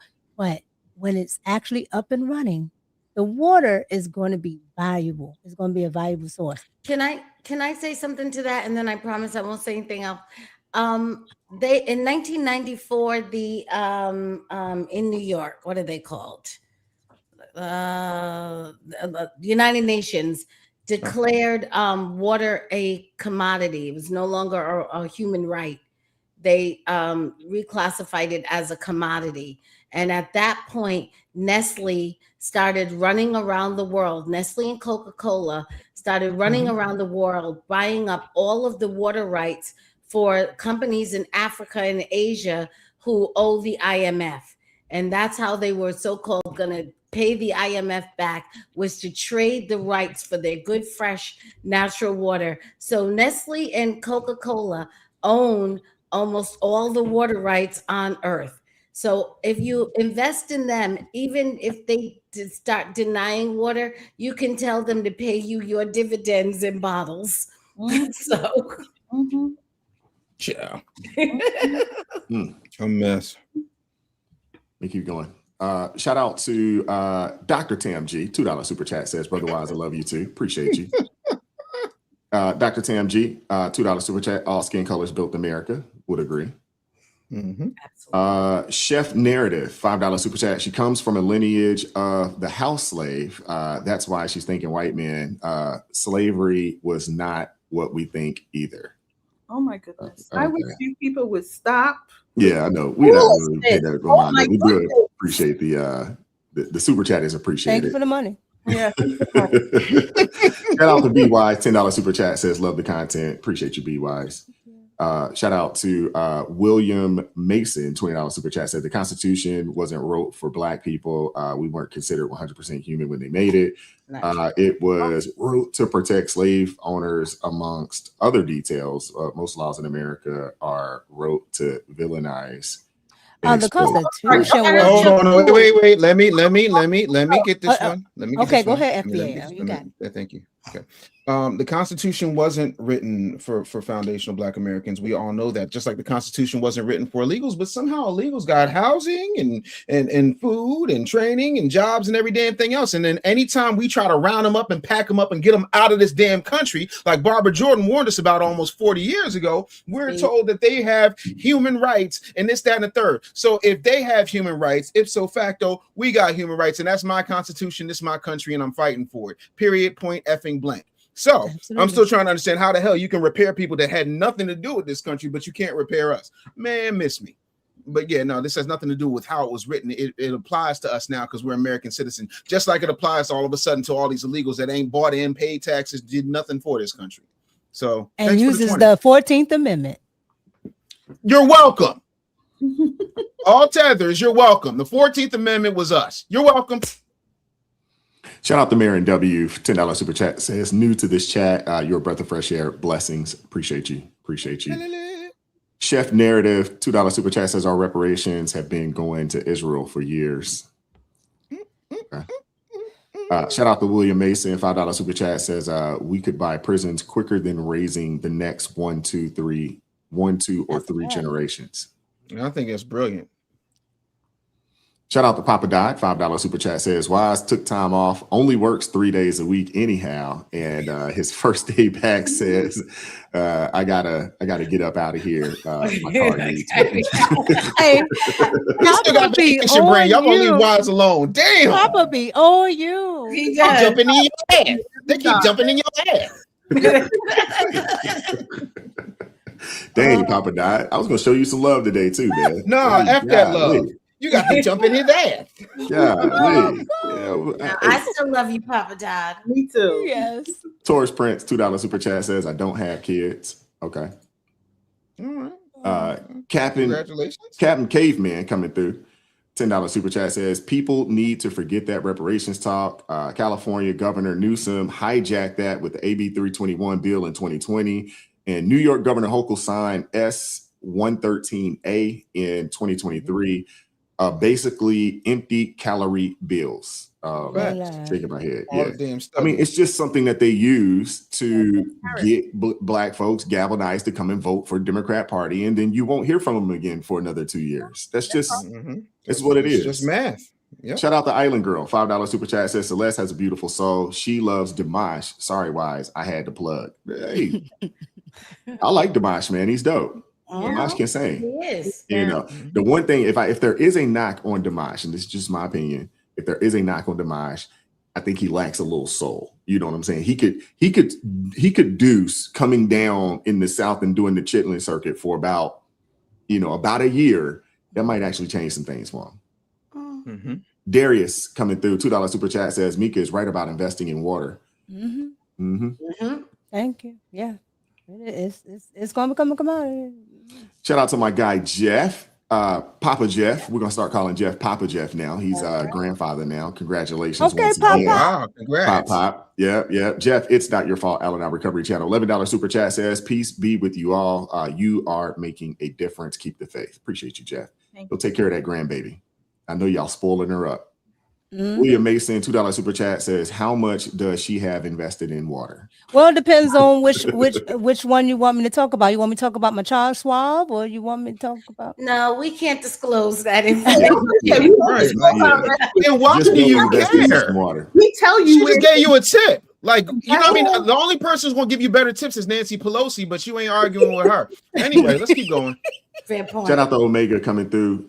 Been a member for 7 months. Said the Constitution was written by Freemasons. Large majority of them, yes. Yes, absolutely.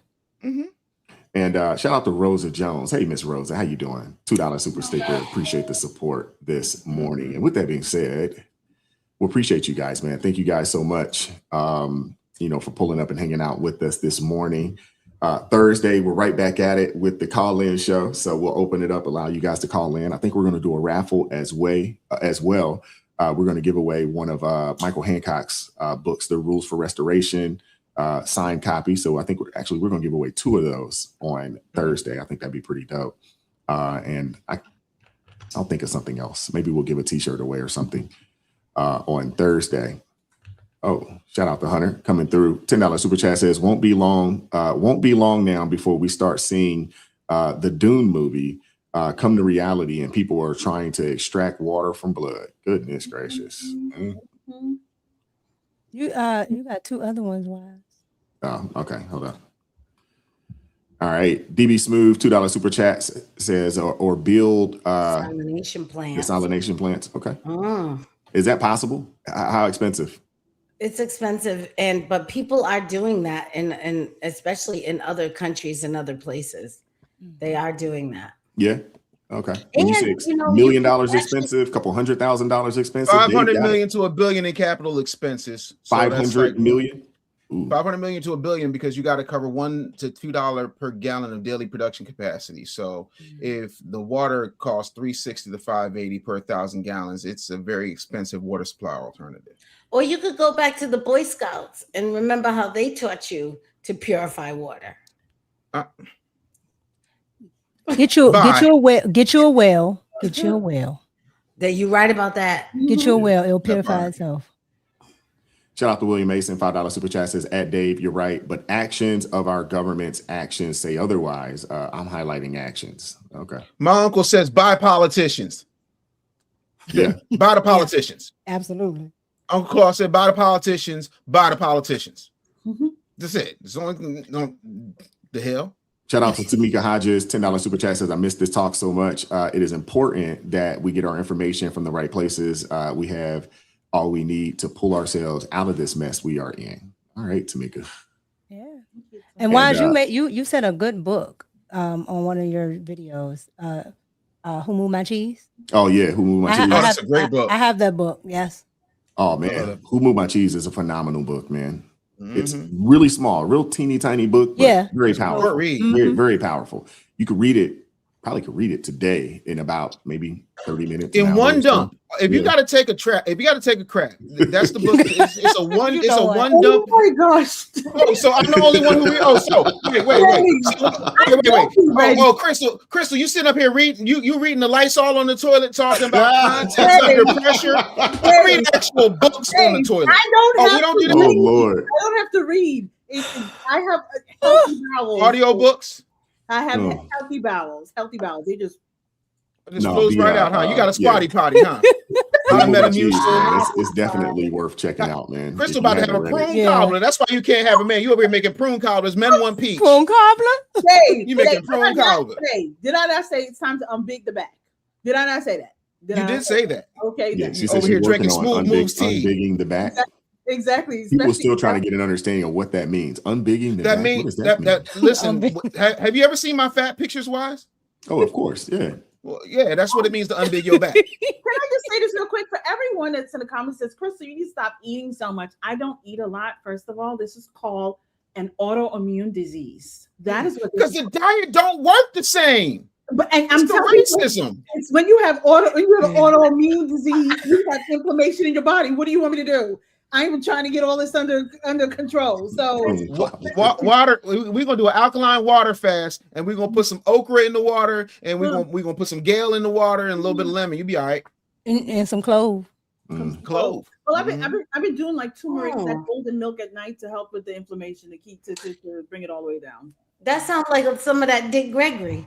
You got going, Dave. You got some Bohemian diet. You got some of that Dick Gregory. Yep. William Mason with the $5 super chat says, talking about the investments without going into detail is doable. I'm worth 950,000 or so myself. I'm sharp. Thus I asked. I would say water, go ahead and get you some silver, get you some gold. Go ahead and get those. Those are some very good investments to have if you we are not financial advisors. Exactly. We're not financial advisors. But we think you should go and read and find out about it. Absolutely. D Shep coming through with the $20 super chat says, we complain more about lack of opportunity than those before us who actually had no opportunity. Why is that? That's a good question. That is a good question. Great question. Very. Shout out to TMG coming through. $2 super chat says, I am right here with you, Crystal. I guess TMG saying she needs to unbig her back as well. Lord have mercy. Y'all a trip, man. Why is it so controversial to say that there's a lot of slack-jawed North American big backs running around? Right there. I don't know if I would use the term unbig my back, but I'm right there with you guys, man. I'm on a mission as well. And the other thing is, when you hit I'm 45 and I'm like, as April always talks about, when you hit that perimenopause life and you start feeling the hormone shift, that your weight don't change the way it used to. I never knew that, Crystal. Oh yeah, yeah. See, that's called black don't crack, Mixie. That's what that is. That's black don't crack. 45. Yeah. Oh yes, I am a whole 45. I'll be 46 in July. So that's a whole different world. Hormones. Shout out to you. Celebrate you in July. Well, you thought she was born in 92 like you? I thought she was over here. Well, I was gonna bust me out. Yeah, I thought she was over here. Like I said last Tuesday, this is the problem with young people. This is they don't. Hey, Crystal. Thank you, Boo Boo. Thank you, Jody Calloway, coming through with the $10 super sticker. Appreciate you, Jody. And thank you to was that Alicia? Alicia C's. Okay. $2 super chat says Crystal is beautiful, just as she is. I'm with that. There's nothing wrong with wanting to be healthy, though. I don't think a lot of people look at the weight loss as trying to look good, but no, just the health aspect of things. I'm sure I don't want to die. That's why I recall seeing Dave in pictures, and before I met Dave, and I saw him after, and I was like, that dude lost a lot of weight, man. A lot of weight. And then we had a conversation and explained exactly what happened. I was like, oh, I'm serious. I want you to text me your Dick Gregory drink. I want to make some. I got a juicer over here. I'll make it. I Listen. promise you, I'll make it. But you just have to make sure it works because, like I tell you, the hormones is. Look, I already reached out to somebody. I was like, can we figure out my hormones so I could get back to? Now I'm not a doctor, but I've heard a lot of right. Played one on I've TV. She's like, I'm just a light skinned mixie that got sense. I got it. Go ahead. I'm just gonna tell you.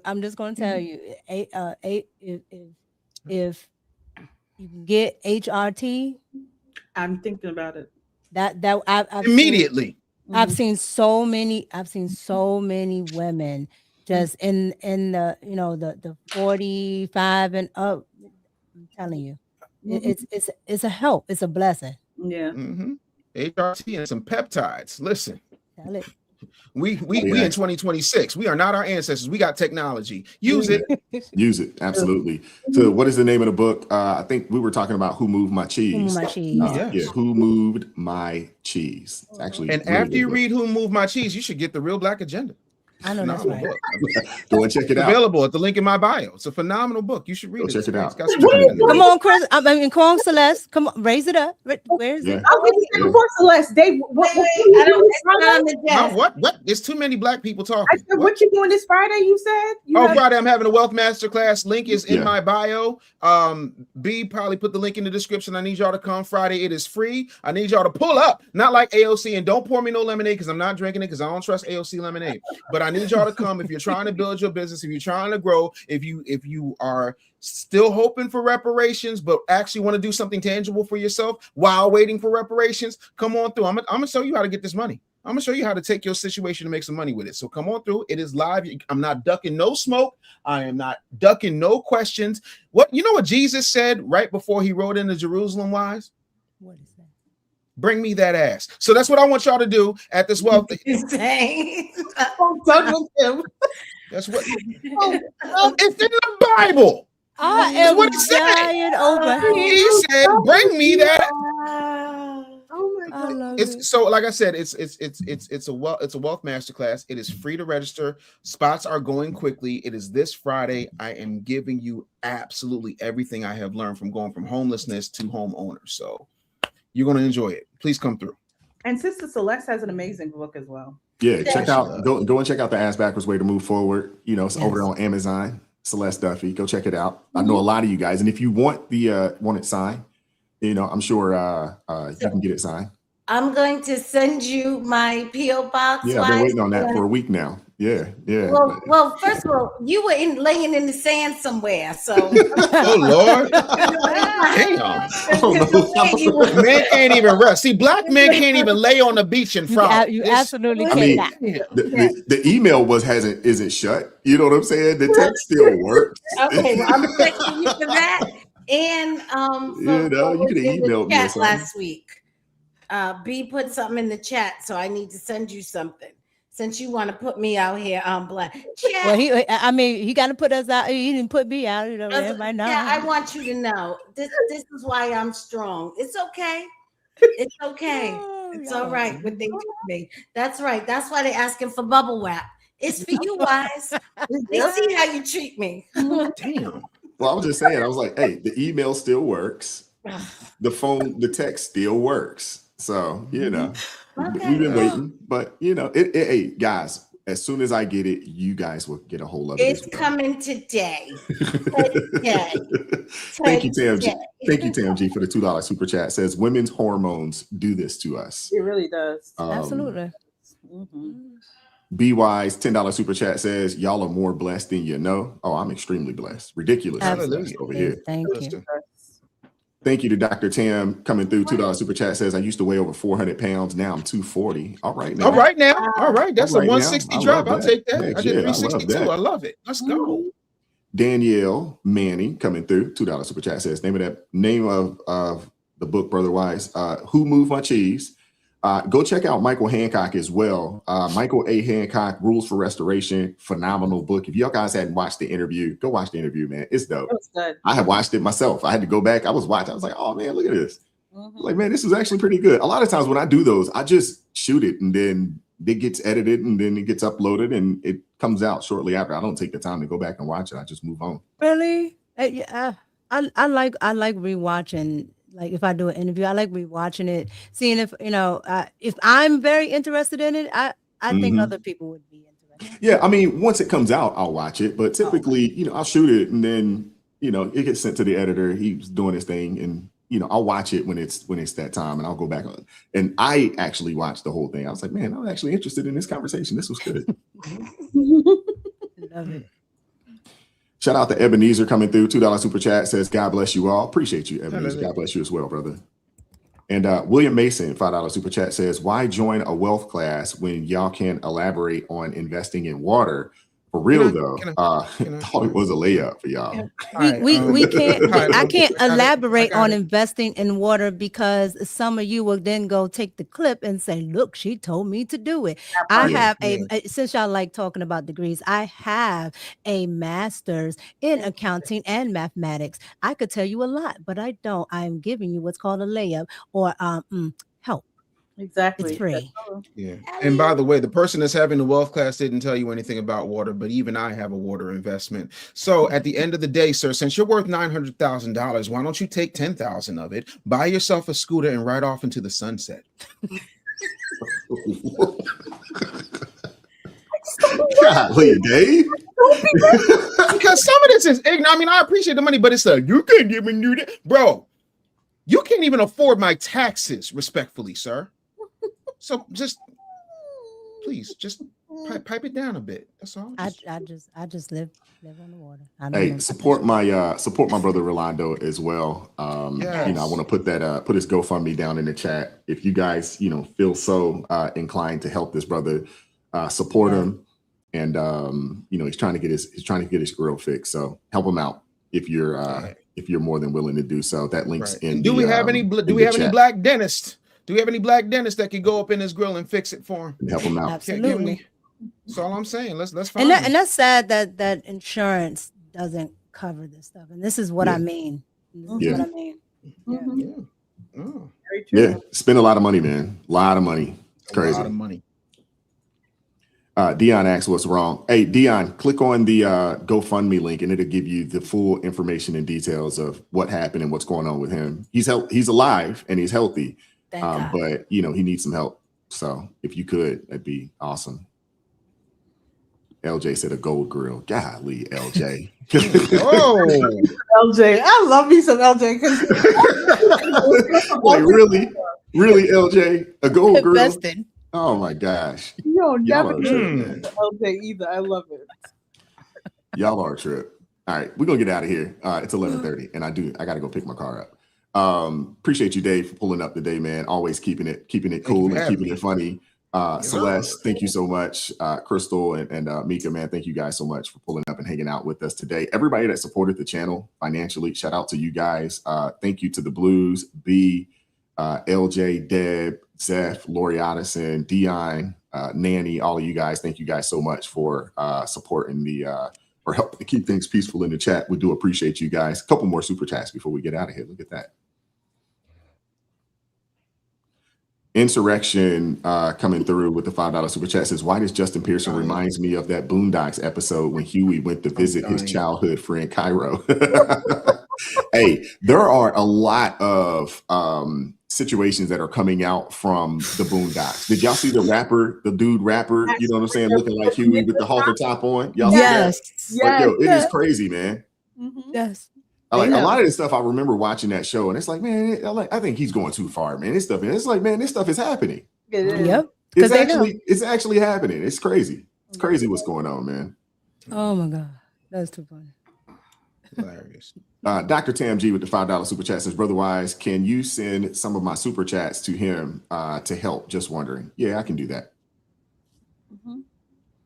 Shout out to William Mason again. $5 super chat says, can't even give a real answer. I see. My father is a horse bro. I grew up around millionaires. You got jokes, but I'm asking for real. Just come on Thursday. Listen, no. I'm gonna give him a tip. Here's what I want you to do, right? You since you got so much money and you just really want a water company to invest in, you can invest in mine. It's called drinkfatfreewater.com. So I'm happy to take your investment. There's your tip. Thanks for coming. Well, I don't need him to invest in my water, but I do live on the water and I'm trying to fix my dock. So I will definitely take the investment. Okay. You can send all of the $5 super chats to officially Mika and we'll go from there. Thank you. Yeah, buddy. Mm-hmm. Shout out to the chaplain with the question. Says, Brother Wise, what's your YouTube channel name? It's called A Righteous Perspective, ARP. A Righteous Perspective. You can find me over there. That's where I be's at, hanging out at. I still appreciate him though. I still appreciate him for his consistency. So No, I appreciate it. No. I appreciate it. Appreciate the super chats as well. But thank you guys so much. We're gonna get out of here, man. Lord willing, we'll be back at this thing on Thursday, 9:30 a.m. Eastern Standard Time. Appreciate you guys pulling up today, man. As always, keep God first. Stay prayed up. We'll catch up with you guys next time. Peace. It is God who arms me with strength. Yeah, I'm battle ready. He trains my hands for battle. My heart stays steady. But thanks be to God, He gives us the victory. Through my Lord Jesus Christ, fear can't live in me. I was down to the dirt, red clay on my shoes, old pain in my shirt, oh so bruised. In the Lord hit my chest, kicked air from my breath, put power in my step.